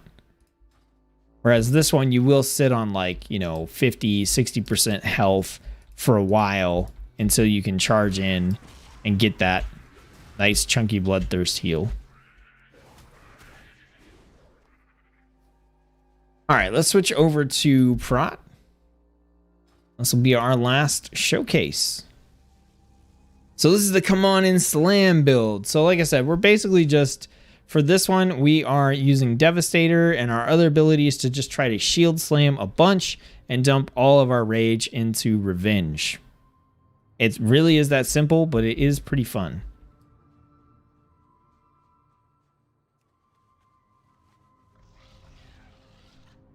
Still don't want to mess with the nest right now with the showcase. So we'll find ourselves some nice bugs off on their lonesome. This will work. Okay, so we're going to charge in. We're going to charge out because I don't have a shield equipped. Oh, the beauty of hot swapping specs all the time. I mean, I could still kill it without the shield, but it's just kind of pointless. Oh, killer. Really? Are you gonna keep me in combat? Oh my goodness. Okay, well I can equip a shield, I believe. Okay, let's throw on our shield and we'll go back. Good job. Okay, so charge in as soon as we can. All right, so we shield slam. If we have the rage, then we are casting our Revenge. If we have shield slam available, we are just casting shield slam, and this will mow through people. It's actually pretty sweet. All right, let's go find another larger target. Here we go. Let's grab this Void Caster. Alright, so Shield Slam, Revenge. Revenge, we got a proc for Shield Slam. We got a proc for Shield Slam. Revenge. Revenge. Shield Slam. Revenge. Execute. Easy. Shield Slam. Revenge. Shield Slam. Shield Slam. Go to this Void Caster. Revenge. Shield Slam.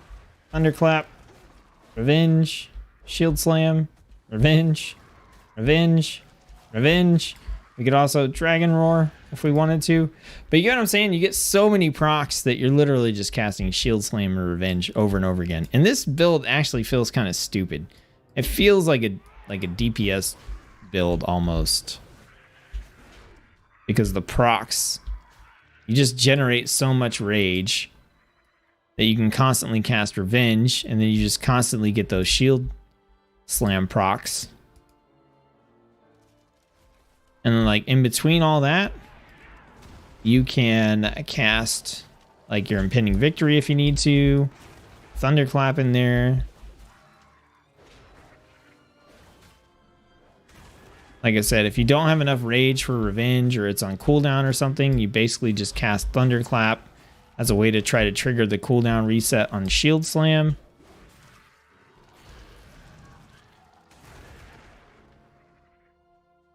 Honestly, that's like the easiest looking build. I do have gear that's, set up for protection and not damage.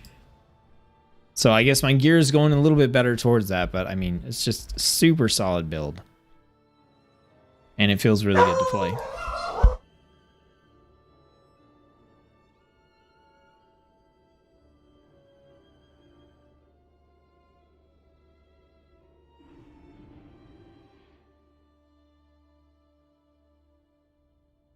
And that was my dogs going crazy again. All right, well, I apologize if the energy level went down there towards the end. My voice is kind of like running out, and like I said, I kind of started on empty at this stream, but here we are. Got all the showcases in. Definitely got the leveling builds and talent builds and stuff showcased for you guys on the plate classes. So I'm going to be doing the other classes, doing the same kind of stuff, so that you guys have this available as a resource to use going into Shadowlands.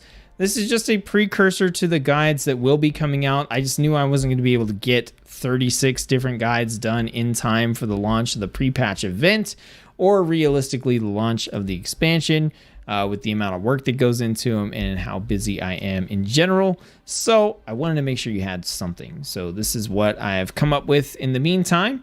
Hopefully you enjoyed it. Hopefully you have gotten some insight into a build you might want to try, or one that you can use if you're looking to try a new class or specialization during the pre-patch or the initial launch of Shadowlands. I hope you guys enjoyed the stream. Don't forget to like it if you did. Comment, subscribe, ring the bell, share the video, all that kind of good stuff that you want to do to help the channel grow. Don't forget to check the link in the description below for our channel Discord, where you can come hang out and talk World of Warcraft and other stuff with us, as well as the link to the channel Patreon, where your support actually makes it so that I am able to have more time to put into guides, resources, and tools for you. I got that UI video coming up tomorrow or Thursday, which you guys can check out with my updated add-ons. Look forward to that. And like I said, I'll probably try to sneak in an extra stream or two to get these guides out to you definitely before the expansion comes out, maybe before the pre-patch event starts. All right, I hope you guys are having fun in everything that you are doing, and I will catch y'all later. Oof, I'm gonna go to sleep. Peace.